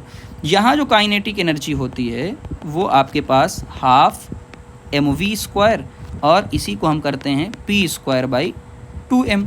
यहाँ पर भी जो काइनेटिक एनर्जी होती है वो होती है हाफ m की जगह I और ओमेगा स्क्वायर = L²/2I है ना। अच्छा, ये पूरी यहाँ पर होता है F = मास इंटू एक्सेलरेशन, यहाँ पे टाउ = I इंटू अल्फ़ा, यहाँ पे होता है वर्क = F इंटू S, यहाँ पे होता है W = टाउ डेल्टा और थीटा। ये पूरी कहानी होती है। अब हम बात करने वाले हैं एंगुलर मोमेंटम। छोटा सा टॉपिक है और इसमें सबसे खतरनाक क्वेश्चन आने वाला है इसमें, एंगुलर मोमेंटम। एंगुलर मोमेंटम इसको हम L से डिनोट करते हैं, एंगुलर मोमेंटम। ठीक है ना, एंगुलर मोमेंटम। अब वही जो कहानी अभी थोड़ी देर पहले मैंने आपको समझाई थी वही सेम कहानी है इसमें, कि देखो कहानी ये है, ये आपको ठीक ये है, और यहाँ पे एक मास m आपको दिया हुआ है, ये v वेलोसिटी से, चलो पूरा अच्छे से धीरे धीरे आदत हो जाएगी, ये v वेलोसिटी से आगे की तरफ जा रहा है। जाहिर सी बात है ये मास m है, और आपको इस पॉइंट के अबाउट फाइंड आउट करना है। ये जो पॉइंट है आपको इस पॉइंट के अबाउट आपको क्या करना है, फाइंड आउट करना है, इस पॉइंट के अबाउट है ना, इसके अबाउट आपको, अच्छा ये आपको r दिया हुआ है तो इसके अबाउट आपको फाइंड आउट करना है। सेम स्टेप 1 और स्टेप 2 सेम फॉलो करना है अपने को फाइंड आउट सबसे पहला क्या करना है, स्टेप 1। स्टेप 1 में हम क्या करते थे कि भाई देखो जो ये मास है सेम PR है ना, वहाँ पे ये है, तो आपका ये जा कहाँ रहा है, ये जा रहा है इस तरफ, बिल्कुल सर, ये इस तरफ जा रहा है वेलोसिटी। अच्छा, जिस तरफ वेलोसिटी आएगी उसी तरफ क्या आएगा, मोमेंटम आएगा। तो पहला स्टेप ये होता था कि एक काम करिए कि आप एक लाइन ड्रॉ करिए, लाइन इसी डायरेक्शन में आप क्या करिए, इसी को पीछे ऐसे ये लाइन आपने एक लाइन ड्रॉ कर दी। चलो इस लाइन ये ना एक लाइन आपने क्या कर दिया, ड्रॉ कर दिया। अब इस लाइन को मैं हल्का से क्या करता हूँ, मिटाता हूँ। ठीक है ना, इस लाइन को मैं हल्का सा डॉट डॉट करता हूँ, ताकि ये लाइन हमने ड्रॉ कर दी स्टेप 1। अच्छा स्टेप ये वाली, ये मैंने आर नहीं बनाया अभी, पहले आर बना देता हूँ, है ना। ये आर था, यानी इस पॉइंट की ये आपका आर था, ठीक है। तो इस पॉइंट के अबाउट हमको फाइंड आउट करना था। सेकंड स्टेप क्या होता था, सेकंड स्टेप ये है कि आप एक परपेंडिकुलर ड्रॉ करिए।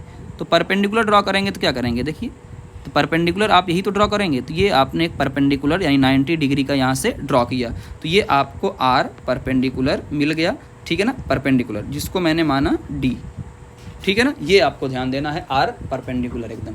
तो इस तरीके से जब आप बात करेंगे, जब एल की वैल्यू लिखेंगे आप, है ना, एल, तो अभी तो मैंने आपको बताया था एल की जो वैल्यू लिखते हैं वो लिखते हैं पी आर परपेंडिकुलर। तो ऐसा नहीं कि पी सिर्फ आर, आर परपेंडिकुलर, यानी आप क्या लिखेंगे, पी इंटू डी, ये जो परपेंडिकुलर ही लिखना है आपको। तो ये जो आप ना, तो एल की जो वैल्यू आएगी वो आएगी एम वी आर परपेंडिकुलर। तो ये जो आप लोग लिखते हो ना, यहाँ पे बहुत सारे लोग लिखते हैं कि L is equal to M V R, है ना, एम वी आर। भाई ये नहीं, तो हम आर नहीं लेंगे, आर नहीं लेंगे, हम आर परपेंडिकुलर लेंगे। क्या लेंगे, आर परपेंडिकुलर। ये बहुत इंपॉर्टेंट चीज़ें हैं, छोटी छोटी कॉन्सेप्चुअल, और जिसको लगता है कि नहीं, ठीक है ना, ये आइए, अगर आपको इतना ही लगता है कि आपको बहुत ज़्यादा आता है, तो CBSE का CBSE AIPMT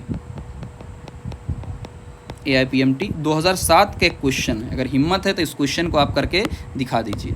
अगर किसी को भी लगता है कि नहीं उसको बहुत ज़्यादा आता है, तो आइए हिम्मत चेक कर लेते हैं आपकी कितना आपको आता है ना। बहुत सारे लोग कहते हैं अरे क्या पढ़ा रहे हैं आप, क्या ये सब, है ना। तो ये सबको पता है कि ये वाई एक्सिस है और ये आपकी एक्स एक्सिस है, ये आपका है ओ। तो यहाँ पे आपको एक चीज़ दी हुई है कि देखिए, ये आपको दिया हुआ है पॉइंट ए, ये आपको दिया हुआ है पॉइंट बी। क्वेश्चन क्या है बता रहा हूँ, एक पार्टिकल है जो XY प्लेन में है ना, स्ट्रेट लाइन, उसकी वेलोसिटी है स्ट्रेट ए बी के according. If angular of momentum of particle origin, origin के अबाउट, है ना, अबाउट, तो मैं बात करता हूँ अबाउट ओरिजिन, अबाउट ओरिजिन, एक पार्टिकल जो मूव कर रहा है अबाउट ओरिजिन। अगर ए वाला जो है उसका, ए वाला, ए के लिए एंगुलर मोमेंटम आपका LA है, और जो बी के है ओरिजिन के अबाउट LB है, तो आपको बताना है पॉइंट नंबर 1 क्वेश्चन कि क्या LA कौन सा है, LA ग्रेटर देन LB है, या LA बराबर देन LB है, या आपका तीसरा LA लेस देन, है ना, और फोर्थ ऑप्शन मेरी हिम्मत नहीं, मुझे नहीं पता है ना, नॉट पता, मैं क्या जानूँ, है ना, मैं क्या जानूँ, मुझे तो कुछ आता है नहीं कॉन्सेप्ट, है ना, मैं क्या जानूँ।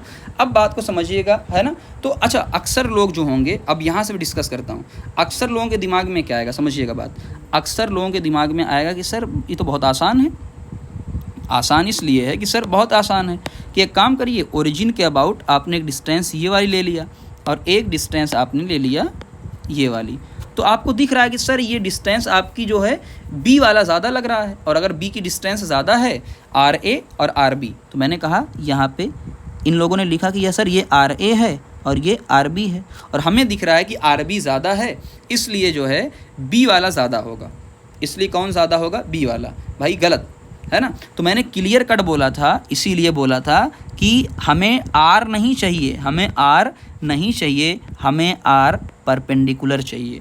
और R परपेंडिकुलर की सबसे पहले ड्रॉ कहाँ से करेंगे, जो लाइन, जिस लाइन पे ये मूव कर रहा है, A और B की जो लाइन है, इस लाइन पे आप परपेंडिकुलर ड्रॉ करिए, इस लाइन पे आप क्या ड्रॉ करिए, ये जो लाइन है इस लाइन पे आप क्या ड्रॉ करिए, परपेंडिकुलर ड्रॉ करिए। तो चाहे A की ड्रॉ करिए और चाहे B की। तो जब आप यहाँ R परपेंडिकुलर ड्रॉ करेंगे तो वो A और B R परपेंडिकुलर क्या है, दोनों के लिए सेम। जब आप एक लाइन पे ना, उसी लाइन, जिस लाइन पे ये मूव कर रहा है, A वाला इधर मूव कर रहा है और B वाला इधर मूव कर रहा है, तो उसी लाइन पे क्या करते थे, इस लाइन से परपेंडिकुलर ड्रॉ करते थे, दोनों सेम है, यानी ये आएगा इस तरीके से ऑप्शन। तो मैंने कहा था ना, ये कॉन्सेप्ट होता है बेटा, ऐसे थोड़ी होता है। ओके चलिए, अब सर्कुलर मोशन की बात कर लेते हैं यहाँ पे, इसलिए कहता हूँ ना कॉन्सेप्चुअल चीज़ें यार बहुत धमाकेदार होती हैं। ठीक, यहाँ पे बात कर लेते हैं, समझिएगा। ये जो पार्टिकल है, ये जो पार्टिकल है ये मूव कहाँ कर रहा है, जाहिर सी बात है, मैंने कहा कि ये जो पार्टिकल है ये मूव कर रहा है v = ओमेगा r, आगे की तरफ मूव कर रहा है, आगे की तरफ मूव कर रहा है। इसका जो रेडियस आएगा वो कहाँ आएगा, है ना, ये उसका रेडियस होता है और ये ऐसे मूव करता है। सर्कुलर मोशन में जब आप निकालेंगे तो फिर वही सेम चीज़ आती है कि आप एक लाइन ड्रॉ करिए। किसके अबाउट लाइन ड्रॉ करेंगे, जहाँ वो मूव कर रहा है, तो मैंने एक लाइन ड्रॉ की, इसी के अबाउट एक लाइन ड्रॉ की, है ना। तो ये लाइन मैंने ड्रॉ कर दी इस लाइन के, तो ये लाइन है, वही वाली लाइन, कौन सी लाइन ऑफ एंगल ऑफ, तो इसी लाइन, ये लाइन हमने ड्रॉ कर दिया स्टेप 1। अब लाइन के से इस लाइन है और लाइन से जो परपेंडिकुलर डिस्टेंस होती है, परपेंडिकुलर डिस्टेंस, तो जाहिर सी बात है ये जो लाइन से परपेंडिकुलर डिस्टेंस है वो किसके बराबर, रेडियस के बराबर है, आर। तो आपको यानी ऑटोमेटिक एक चीज़ मिल गई कि जो एल आएगा वो एम वी आर परपेंडिकुलर, कौन सा, आर परपेंडिकुलर, यानी L is equal to M V R, इस बार आया है ना आर। अच्छा, जब आप v is equal to omega R रखेंगे तो ये बन जाएगा M omega R square, M omega R square, तो ये आपका बन गया। कन्फ्यूज़ मत होइएगा, ऐसा फार्मूला आपने कहीं और देखा है, ऐसा फार्मूला आपने कहीं और देखा है, और वो किसका देखा है, सेंट्रीपिटल फोर्स का, और उन दोनों में अंतर है, वो एम ओमेगा स्क्वायर आर होता था, दोनों में अंतर है, तो डोंट कन्फ्यूज़, है ना। तो यहाँ पे आप डोंट कन्फ्यूज़, ठीक है ना। चलिए, तो ये बात हो गई। अब एक शुरू करते हैं हम SHM, जो आपके काम आने वाला है, 1-2 पेज का और बचा हुआ है, उसके बाद कहानी ख़त्म। चलिए, अगला एक इम्पॉर्टेंट टॉपिक हमारा शुरू करते हैं, और वो टॉपिक कौन सा है, SHM, simple harmonic motion. SHM यानी सिंपल हार्मोनिक मोशन, है ना, बहुत छोटा सा पॉइंट चीज़ है। सिंपल हार्मोनिक मोशन क्या है, डिफरेंशियल इक्वेशन, बहुत सिंपल सी बात करता हूँ, ज़्यादा कुछ नहीं, सिंपल। चलो, जैसे मैं एक बात करता हूँ, ये आपकी पहले कुछ चीज़ें ड्रॉ कर देता हूँ, ओके, बैक करता हूँ। चलिए, थोड़ा सा इसको समझाने में थोड़ा सा टाइम लगेगा इसको। ये मैंने माना कि यार ये स्प्रिंग थी, हालांकि ज़मीन से लगी होती है, बट मैं सारी चीज़ें 1 बाय 1 बताने हुए चल रहा हूँ। ये 2-3 चीज़ लिख रहा हूँ इसमें।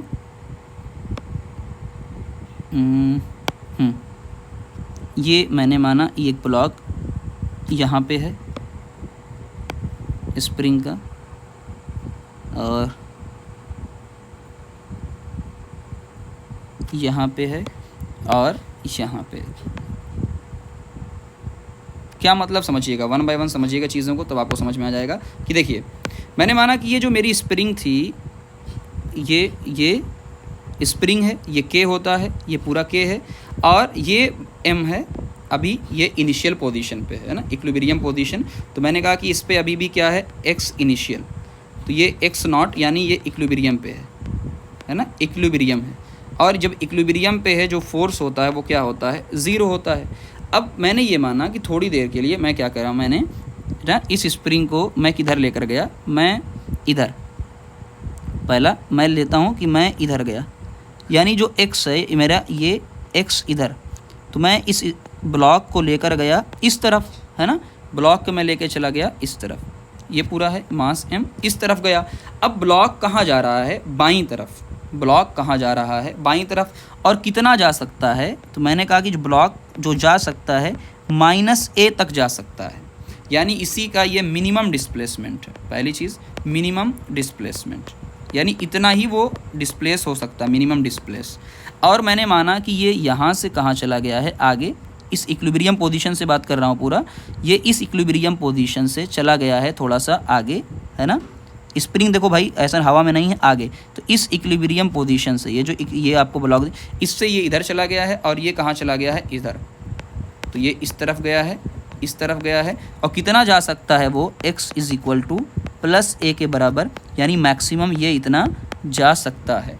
अब एक चीज़ इसमें सबसे इम्पॉर्टेंट है, और वो क्या है कि जब आप इधर लेके जाओगे, यानी समझना, जब आप राइट साइड ब्लॉक को लेकर जाओगे तो स्प्रिंग देखो, जब आप रबड़ को खींचते हो आगे की तरफ तो रबड़ कहाँ जाएगा, पीछे की तरफ, रबड़ में, बल्कि स्प्रिंग से और अच्छे समझोगे, जब स्प्रिंग को आपने खींचा कहाँ, दाईं तरफ, तो स्प्रिंग कहाँ जाना चाहेगी, बाईं तरफ, यानी इस पर जो फोर्स लगेगा वो कहाँ लगेगा, बाईं तरफ। जब आप इसको लेकर गए, इस वाले डब्बे को, इस वाले को, है ना, इधर, जब आप लेकर गए इस तरफ बाईं तरफ, तो इस पर फोर्स कहाँ लगेगा, इस तरफ, तो आपको खुद समझ में आ रहा है कि स्प्रिंग को ले जाने के लिए, है ना, समझिएगा ध्यान से वन बाय वन बातों को, स्प्रिंग को वापस लाने के लिए स्प्रिंग फोर्स लगता है जो डिस्प्लेसमेंट के अपोजिट डायरेक्शन में लगता है। मतलब क्या होता है कि जो फोर्स होता है वो -x, कि अगर x को राइट में लेकर जाओगे तो फोर्स कहाँ लगेगा, बाएं, बाएं लेकर जाओगे दाहिने, तो आपको पता चल जाएगा, यानी F = -kx। ये इसका सबसे ज़बरदस्त इक्वेशन है। इसी से, यानी यही इक्वेशन ही प्रूफ करता है ये। अच्छा, एक और चीज़ आपको समझ में आ गई होगी, एक्सेलरेशन क्या होता है, फोर्स बाई मास। बिल्कुल सही बात है, एक्सेलरेशन फोर्स बाई मास, यानी -k, है ना, आप देखेंगे फोर्स बाई मास होता है पहली चीज़, तो -kx बाई क्या हो जाएगा, m, force by mass by m, है ना, ये बात। अच्छा, एक और चीज़ होती है यहाँ से कि जो एक्सेलरेशन आएगा वो आएगा -ω। ये धीरे धीरे ये सारी चीज़ें आपको पता चलेगी, है ना। अच्छा, ओमेगा क्या होता है, यहाँ साइड में लिखिए। ओमेगा जब आप फार्मूला आपने पढ़ा होगा k/m, k/√, के अंदर m, तो ओमेगा स्क्वायर क्या हो जाएगा आपका k/m। तो ये सारी छोटी छोटी चीज़ें हैं जो आपको कैसे भी क्या करना है, आप इनको रट लेना है। क्या करना है, इनको चीज़ों को रट लेना है, ठीक है ना, बात समझ में आ गई। ओके, अब इक्वेशन की बात कर लेते हैं। इक्वेशन ऑफ SHM, यही हमारे काम की होती है सबसे ज़्यादा, इक्वेशन ऑफ SHM, कि SHM की इक्वेशन क्या होती है ना। इक्वेशन ऑफ SHM क्या होती है, तो x = a, साइन का साइन होता है ω/t, प्लस यहाँ पे आपको फाई कह लो या फिर डेल्टा कह लो, है ना, ये सारी चीज़ें। ए क्या होता है, सबसे पहले देखो, एक्स का मतलब इक्विलिब्रियम से कितना आप दूर जा रहे हैं, राइट, कितना। एक्स का मतलब अभी बताया था ना कि जो इक्विलिब्रियम है, जो आपका इक्विलिब्रियम से, है ना, इक्विलिब्रियम से कितना, आप इक्विलिब्रियम से कितना राइट गए या आप कितना गए लेफ़्ट, यही क्या होता है आपका एक्स होता है। ए का मतलब एम्पलीट्यूड, मैक्सिमम कितना गए। ए का मतलब क्या होता है, एम्पलीट्यूड, और एम्पलीट्यूड का मतलब अभी बताया आपको मैक्सिमम, है ना, कितना, मैक्सिमम कितना गए, प्लस, है ना, अब वो आपको पता है प्लस या पहला माइनस। ओमेगा, अभी ओमेगा सबको पता होता है क्या होती है, एंगुलर फ्रीक्वेंसी, एंगुलर यहाँ फ्रीक्वेंसी है। ये क्या होता है आपका इनिशियल फेज़, इनिशियल फेज़, है ना, बहुत ज़्यादा जितना काम आ रहा है उतना ही बता रहा हूँ। या कई बार इसे फेज़ कांस्टेंट बताते हैं, फेज़ कांस्टेंट बोला जाता है, यानी t = 0 पर, भाई इनिशियल मतलब t = 0 पर पार्टिकल जो है, पार्टिकल, है ना, t = 0 पर पार्टिकल की पोजीशन, t = 0 पर पार्टिकल की पोजीशन या वेलोसिटी कितनी है ना, वेलोसिटी क्या है, ये बताता है आपको, ठीक है ना। चलिए, कुछ फार्मूले आ गए हैं, उन फार्मूले को डिस्कस कर लेते हैं। क्या क्या फार्मूले आपको याद रखना है ना। देखो, कई बार इसे ई और ये से क्या हुआ, फ्रीक्वेंसी। फ्रीक्वेंसी क्या होता है, 1 टाइम पीरियड होता है, और इसकी यूनिट क्या होती है आपको पता होगा, Hz, यानी हर्ट्ज़ इसकी यूनिट होती है। ओमेगा यानी एंगुलर फ्रीक्वेंसी होती है, यानी 2πf होती है, तो आप इसको ऐसे भी लिख सकते हो 2π/t, है ना, ऐसे भी लिखा जा सकता है। अच्छा, v मैक्सिमम जो वेलोसिटी होती है वो a ओमेगा के बराबर होती है, और जो a मैक्सिमम होता है वो होता है ω²a। तो ये कुछ फार्मूले होते हैं जो आपको याद रखने होते हैं। अच्छा, यहाँ से अगर आप टाइम पीरियड की बात करेंगे तो 2π/ω हो जाएगा। ये कुछ फार्मूले हैं जो आपको जहनों में होने चाहिए। ओके, अब बात करते हैं कौन SHM होता है और कौन SHM नहीं होता, है ना। तो कई बार डायरेक्ट पूछ लिया जाता है कि कौन सी इक्वेशन SHM की है और कौन सी इक्वेशन नॉट SHM, है ना। हालांकि बहुत तरीके होते हैं, बट सिंपल कुछ चीज़ें आपको रखना। देखो, अगर आपको लिखा होगा sin ω/t, साइन के साथ एक फ्रीक्वेंसी ω/t, या आपको लिखा है cos ω/t, या आपको लिखा है ऐसे a sin ω/t, और साइन और ओमेगा दोनों को क्या कर दिया है उन्होंने, है ना, ये ऐड कर दिया है, या साइन स्क्वायर कर दिया है ω/t, या कॉस स्क्वायर ओमेगा टी। तो ये नीचे वाले दोनों सबसे ज़्यादा है, ये SHM बताते हैं। भाई आपको दे दिया गया tan, आपको दे दिया गया cot, आपको दे दिया गया sec, आपको दे दिया गया cosec, तो ये SHM नहीं होते हैं। या कई बार साइन की पावर दे दिया गया 3, है ना, या कई बार cos की पावर दे दिया गया 3, तो ये सारे लोग SHM नहीं होते हैं। तो ये पूरी बातें आपकी ख़त्म हो गई, है ना। यहाँ तक सिंपल पेंडुलम की कुछ बात कर लेते हैं।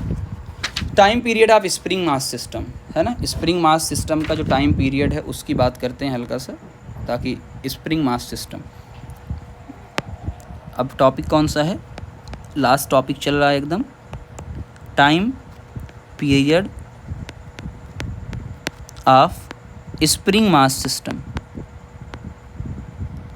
Spring mass system, spring mass system के टाइम पीरियड की बातें चल रही हैं, है ना। जैसा कि आप देख सकते हैं कि भाई ये आपका ये है स्प्रिंग और ये आपका है मास m, चाहे ऐसे लगा हो और कई बार आपका ऐसे लगा होता है, जैसा कि अभी हम लोगों ने बनाया है ना, ब्लॉक में ऐसे भी।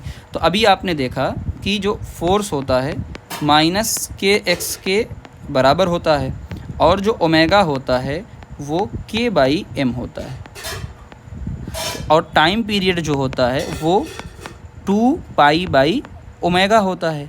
यानी 2π को 2π, ओमेगा को हमने क्या रख दिया k/ यहाँ m, तो यानी ये ऊपर जाने के बाद क्या हो जाएगा m/k। तो इस फार्मूले को आप याद रख लीजिएगा, इतना ही फार्मूला खाली आपका काम आने वाला है। चलिए सिंपल पेंडुलम की बात कर लेते हैं, है ना। सिंपल पेंडुलम ये आपके फर्स्ट चैप्टर में यूज़ होगा, सिंपल पेंडुलम। हालांकि हमने डिस्कस कर लिया था इसके बारे में, बट फिर भी सिंपल पेंडुलम, आई मीन इस टाइप का हमने बात किया, सिंपल पेंडुलम। सिंपल पेंडुलम क्या होता है, अगर आप ध्यान से चीज़ों को देखें कि देखिए ये हाँ ठीक है, ये एक आपने क्या किया, एक रस्सी लगाई, ये आपने एक रस्सी लगा दी, ठीक है, और ये मास क्या है m, ठीक है, ये मास हैं m। अच्छा कोई ना कोई एंगल बनाएंगे, ये यहाँ से जाहिर सी बात है कोई ना कोई ये एंगल यहाँ से बनाता है ना। ये रस्सी की लेंथ क्या है l होती है रस्सी की। और अब यहाँ से बात करते हैं 1 बाई 1 जो हमारे काम की है। देखो काम का क्या है, पहला कि रस्सी में कौन सा फोर्स लगता है, टेंशन फोर्स लगता है, और mg हमेशा कहाँ लगता है, आपको बताया गया mg हमेशा कहाँ लगता है, नीचे, ये mg लगेगा नीचे की तरफ। अब जब आप कंपोनेंट करेंगे 1 बाई 1 चीज़ों को देखेंगे ध्यान से, देखिए ये यहाँ से जब आप एंगल ड्रॉ करेंगे, है ना, तो मैं इसको ध्यान से देखिएगा, तो mg का ये कंपोनेंट, ये एंगल थीटा है, तो ये भी एंगल कितना हो जाएगा, देखिए ये एंगल थीटा, तो ये भी एंगल क्या है थीटा हो जाएगा। और एक कंपोनेंट mg का आएगा इधर mg cos थीटा, एक कंपोनेंट इधर आएगा mg sin थीटा, है ना। इस पे हमने डिटेल में डिस्कस किया है सेकंड लेक्चर में, आप वो देखिएगा। तो यहाँ भी वही सेम कहानी है कि अगर ओमेगा जो होता है आएगा g/l जब आप निकालेंगे पूरा, और टाइम पीरियड 2π/ओमेगा यानी 2πl/g, है ना ये। तो ये आपको डायरेक्ट याद होता है, बचपन से सबसे फेमस फार्मूला है ये 2π√l/g। सबसे इम्पॉर्टेंट बात ये है कि जो टाइम पीरियड है वो मास पे डिपेंड नॉट डिपेंड, ज़ीरो का मतलब नॉट डिपेंड, ये कभी भी मास पे डिपेंड नहीं करता है ना। चलिए अब लास्ट में एक चीज़ आती है ट्रांसवर्स वेव और लॉन्गिट्यूडनल वेव, है ना ये आपका। तो ये सारी SHM की जो कहानियाँ हैं, ट्रांसवर्स वेव क्या होती हैं, और तो वेव अगर हम ध्यान से देखें, लास्ट टॉपिक हमारा चल रहा है वेव, है ना, ये लास्ट टॉपिक हमारा है क्या, वेव का लास्ट टॉपिक हमारा है। अच्छा वेव में हम दो टाइप की बात करते हैं, एक बात करते हैं ट्रांसवर्स वेव की, एक हम बात करते हैं ट्रांसवर्स वेव, हालांकि आप इसको डिटेल में पढ़ेंगे। एक हम बात करते हैं लॉन्गिट्यूडनल, है ना, इसको थोड़ा समझना मुश्किल होता है लॉन्गिट्यूडनल। तो पहले एग्जांपल इसको देख लो। एग्जांपल कौन सी है? लाइट वेव, जो लाइट होता है या जो रस्सी होती है उसके अंदर क्या होती है? ट्रांसवर्स वेव होती है। साउंड क्या होती है? आपकी लॉन्गिट्यूडिनल वेव होती है। क्या मतलब इसका है कि देखो सिंपल, बहुत इजी भाषा में बता रहा हूँ जाकि आपको समझ में आए कि वेव, देखो वेव कहाँ जा रही है? इधर। तो ये वेव जा रही है इधर, वेव जा रही है इधर, और जो पार्टिकल हैं वो जा रहे हैं, वेलोसिटी ऑफ वेव रहेगी, और ये पार्टिकल, तो पार्टिकल कहाँ जा रहे हैं? ऊपर नीचे। तो ट्रांसवर्स यानी परपेंडिकुलर, तो दोनों क्या है? पार्टिकल, यानी पार्टिकल कहाँ जा रहा है? ऊपर या नीचे। तो वेव और दोनों आपस में क्या है? परपेंडिकुलर। तो इसीलिए ट्रांसवर्स बोला गया है ना। और इसमें क्या है कि आपकी जो वेलोसिटी है, डायरेक्शन ऑफ प्रोपगेशन जिसे बोला जाता है, वेव, है ना। वेव कहाँ जा रही है? इधर। और जो पार्टिकल का डिस्प्लेसमेंट है वो भी कहाँ कर रहा है? मीन पोजीशन से इधर। तो पार्टिकल भी कहाँ डिस्प्लेस हो रहे हैं? इस तरफ डिस्प्लेस हो रहे हैं, है ना। इस तरफ पार्टिकल डिस्प्लेस हो रहे हैं पूरे के पूरे। वेट गाइस, लाइट चली गई, ठीक है ना। तो ये आपको ध्यान देना है, पार्टिकल एनर्जी का फ्लो है ना। बहुत सारी चीज़ें इसमें समझने की, तो हमारे लिए बहुत ज़्यादा समझने की बात इसमें है नहीं, कितना हम समझेंगे वन बाय वन चीज़ों को। अब हम बात कर रहे हैं सबसे पहला वेव का जो मैकेनिज्म है, वेव का जो इक्वेशन है, उस इक्वेशन को खाली आप ध्यान रख लो। वेव का जो इक्वेशन है उस इक्वेशन को आप ध्यान रख लो, बस, और कुछ भी नहीं। तो वेव का जो इक्वेशन है वो है आपका ए साइन, ठीक, omega T minus K x, इतना ये वेव का इक्वेशन होता है ये, ठीक है ना। ये होता है पूरा इक्वेशन आपका। अब इसमें क्या क्या चीज़ें होती हैं, कौन क्या क्या होता है, उसमें बात करते हैं वन बाय वन। सबसे पहला जो फार्मूलेज हैं इसके अंदर उसकी बात कर लेते हैं वन बाय वन, ठीक है ना। चलिए, तो आप सबको पता है सबसे पहला कि जो लैम्डा होता है वेवलेंथ, है ना। अच्छा, वेवलेंथ सबको पता होता है, क्या होता है? Wavelength v into T, velocity into time period होता है। और अगर आप देखेंगे ध्यान से कि जो v होता है ना, वेलोसिटी इंटू टाइम पीरियड, तो अगर v की बात करते हैं v, तो v is equal to lambda by क्या हो जाएगा? Time period. और लैम्डा क्या होता है? लैम्डा 1/टाइम पीरियड क्या हो जाएगा? फ्रीक्वेंसी। तो ये आपका देखो एक फार्मूला ये आपका जनरेट हो गया है ना। तो ये बहुत ही फेमस फार्मूला होता है, v इज इक्वल टू ये। अच्छा, वेव नंबर एक चीज़ आती है, ध्यान से देखेंगे आप, ठीक है ना। वेव नंबर डायरेक्ट मैं ही रटवाना चाहता हूँ, लास्ट है भले जल्दी नहीं करूँगा। वेव नंबर क्या होता है? 1/लैम्डा होता है, यानी 1 मीटर में कितनी? 1 मीटर में 1/1 मीटर में, ठीक है ना, कितनी लैम्डा, कितनी वेवलेंथ होती है, ये वेव नंबर होता है ना। बात समझ में आ गई। तो एंगुलर वेव नंबर क्या हो जाएगा? एक तो वेव नंबर हो गया, तो अब angular wave number, angular wave number, angular wave number या कई बार प्रोपगेशन कांस्टेंट बोला जाता है के, वो क्या हो जाएगा? 2 पाई से, एंगल में 2 पाई से मल्टीप्लाई कर देंगे, है ना। इस तरीके से काम करना है। जैसे अब यहाँ बताता हूँ जैसे क्या होता है। देखो, जब आपकी फ्रीक्वेंसी होती है, फ्रीक्वेंसी में 2 पाई से मल्टीप्लाई करोगे तो क्या बन जाएगा आपका? ओमेगा। और इसी तरीके से जब अपन 1/लैम्डा में 2 पाई से मल्टीप्लाई करोगे तो ये क्या बन जाएगा? के बन जाएगा। तो ये मैंने बहुत इंपॉर्टेंट चीज़ आपको बता दिया है ना, बहुत इंपॉर्टेंट चीज़ आपको बताया है। तो एंगुलर में ये बात होती है, बात समझ में आ गई? ओके। अब यहाँ एक चीज़ आप ध्यान दीजिएगा, हम एक फार्मूला बना रहे हैं जो बहुत काम का है। v इज इक्वल टू, अभी आपने बात किया कि जो v होती है लैम्डा बाई टी होता है, ठीक है। अगर मैं इसमें 2 पाई से ऊपर भी मल्टीप्लाई कर दूँ और 2 पाई से नीचे भी मल्टीप्लाई कर दूँ तो क्या बन जाए? क्या ऐसे लिख सकता हूँ इसको? λ/2 पाई, हाँ एक साथ लिख सकता हूँ, और यहाँ 2 पाई बाई टी एक साथ लिख सकता हूँ। आइए देखिए, तो λ/2 पाई अगर आप ध्यान से देखेंगे तो ये बन गया 1/k, है ना। k क्या होता है? 2 पाई बाई लैम्डा, तो ये बन गया 1/k। और ये इसको ध्यान से देखेंगे तो ये अपना बन गया ओमेगा। तो यानी कहीं ना कहीं आपने निकाल लिया v is equal to omega by K. भाई सबसे ज़्यादा अगर कोई ध्यान दें, हम सबसे ज़्यादा कोई इंपॉर्टेंट फार्मूला है तो यही है, इससे ज़्यादा कोई इंपॉर्टेंट फार्मूला नहीं है, ठीक है ना। चलिए, अब एक इम्पॉर्टेंट पॉइंट की तरफ चलते हैं कि सर वेव किस डायरेक्शन में जा रही, थोड़ा उसकी हिंट दे दीजिए। समझिएगा ध्यान से, मैं 2 चीज़ें लिखता हूँ, y is equal to A sine omega T minus K X. एक इधर लिख रहा हूँ, एक लिख रहा हूँ A sine K X minus omega T. अभी थोड़ी देर बाद आपको पता चलेगा टू कि Y is equal to A sine omega T plus K X. Last topic है ना ये। और Y is equal to A sine minus omega T minus K X. अब कैसे हमें पता चलेगा किधर कौन जा रहा है?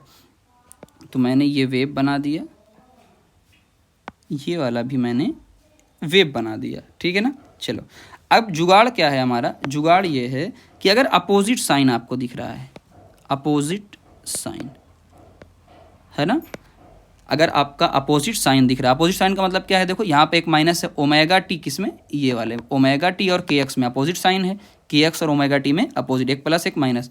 तो अपोजिट साइन का मतलब ये है कि आप कि जो वेव है वो प्लस एक्स में जा रही है, यानी ये जो वेव है कहाँ जा रही है? इसकी वेलोसिटी v राइट साइड है। अगर सेम साइन है, सेम सम नहीं भाई, क्या हो रहा है? ये ऑटोमेटिक उठा ले रहा है, हालांकि इसका फ़ायदा भी है नुकसान भी है। स्टोकेजर ओके है ना। इसका क्या मतलब है कि अगर अपोजिट साइन सेम साइन है, अगर साइन क्या है दोनों के सेम है, जैसा कि आप यहाँ पे देखेंगे तो यहाँ पर भी प्लस है, ये भी प्लस है, ये भी माइनस है, ये भी माइनस है। तो इसका मतलब क्या है कि माइनस एक्स में वेव जा रही है। तो वेव कहाँ जा रही है? इस तरफ, ठीक है ना। तो ये पूरा का पूरा टॉपिक आपका ख़त्म हुआ। थैंक यू, है ना, द एंड। तो यहाँ पे द एंड है। अब आप एक चीज़ खाली करिएगा मेरी, है ना, हेल्प करिएगा थोड़ी सी, है ना। हेल्प ये होगी आपकी कि इसको आप शेयर कर दीजिएगा, है ना, शेयर करिएगा और कमेंट करिएगा। अब सिर्फ इतना बता दीजिएगा सच में रियलिस्टिक क्या समझ में आया कि नहीं आया, यही मेरे लिए काफ़ी है। इसके बाद क्या शुरू होगा? अब 12th का टॉपिक एकदम शुरू होगा ज़ीरो लेवल से। ज़ीरो लेवल से मैं 12th के एक एक टॉपिक को शुरू करूँगा, लेकिन उससे पहले फिर बोल रहा हूँ, इसको 3 से 4 बार रिवाइज कर लो ताकि वहाँ पे आपको कोई प्रॉब्लम नहीं होगी। ठीक करो, चलिए मिलते हैं। Thank you.